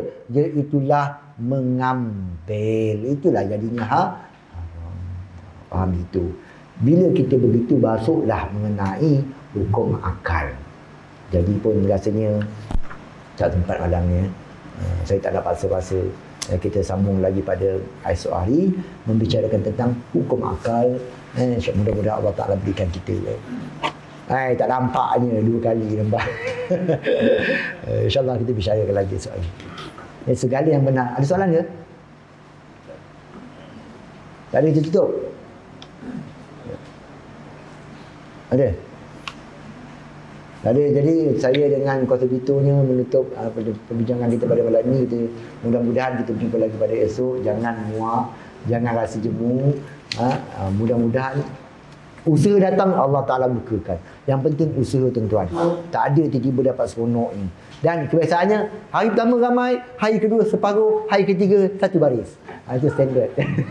Wallahu ta'ala a'lam bissawab. Bismillahirrahmanirrahim. Alhamdulillah wassalatu wassalamu ala asyrafil anbiya'i wal mursalin wa ala alihi washabihi ajma'in. Allahumma jalla wa ala jama'an ma'huma wa tafarruqana min ba'di tafarruqan ma'suma. Sallallahu ala sayyidina Muhammad wa ala alihi wasallam. Alhamdulillah rabbil alamin.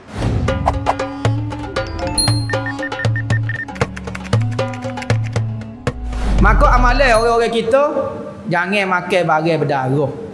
Jangan makan barang berdarah. Orang dulu tak benar makan barang berdarah. Tujuan apa dia? Nak menguatkan rohani kita. Kalau kita makan daging semacam ni, bahimiah, kebinatangan kita ni, tubuh kita akan jadi kuat. Roh kita akan jadi lemah sangat.